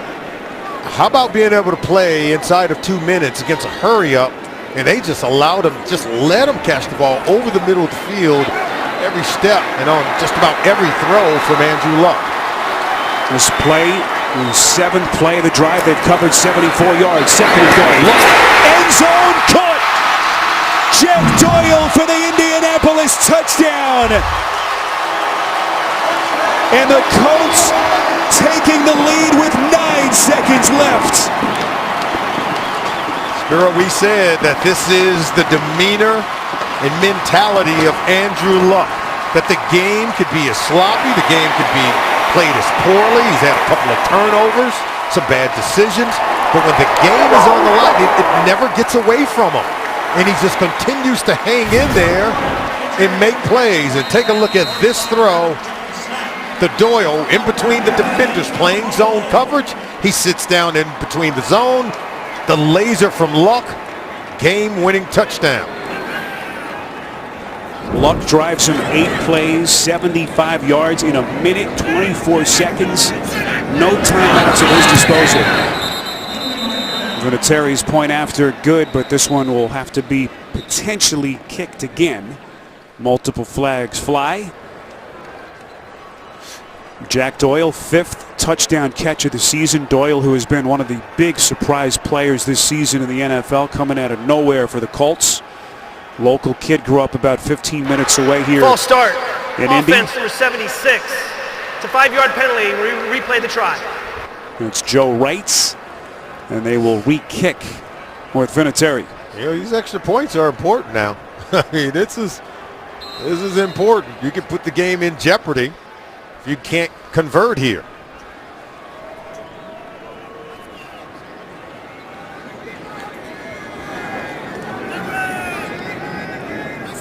So Vinatieri will reset himself.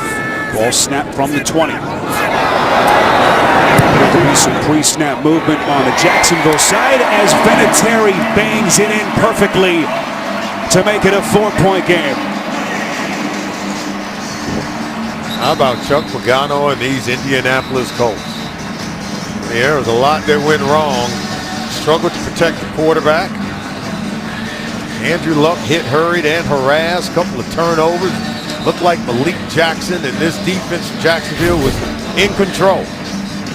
Now we're talking about Doug Marrone potentially remaining as the head coach, removing that interim tag, and then they give up this, what looks to be a game-winning drive by Andrew Luck. And Chuck Pagano is so proud of his quarterback, so proud of these young players on this football team, and Frank Gore, he's loving it. The Jaguars, wow, they've seen this before all too often. Well, keep in mind that week 15, Jacksonville Solomon did have a kickoff return touchdown by Marquise Lee. So this one isn't over just yet. You know, we talk about Blake Bortles, we talk about these Jaguars, how talented they are. Learning how to win in the NFL, priority number 1. Brian Walters, the man back deep. McAfee boots it away.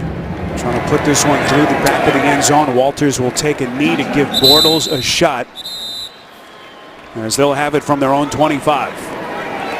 This is like Hail Mary territory. I mean, that's what you got. 9 seconds doesn't leave you a whole lot. I remember Aaron Rodgers in his last year on a Thursday night game. He converts 2 Hail Mary plays for the game winner. I don't know that I had ever saw that happen before in all the years of watching NFL football, but you've got to take a chance. This is a Hail Mary play. Saw Robert Mathis. Final 9 seconds potentially of his NFL career. Bortles stepping right, trying to give himself a chance. Mathis giving chase, finds Lee over the middle, and that will do it. The Indianapolis Colts, who trailed 17-0 with a 24-20 come from behind win to end their regular season. And what an ending for Robert Mathis. Solomon, this was fun, brother. It's been great. I've had a lot of fun working with you, partner. For Solomon, rest of our CBS crew, Spiro Dedes, saying so long from Indy as we send you to James Brown in New York.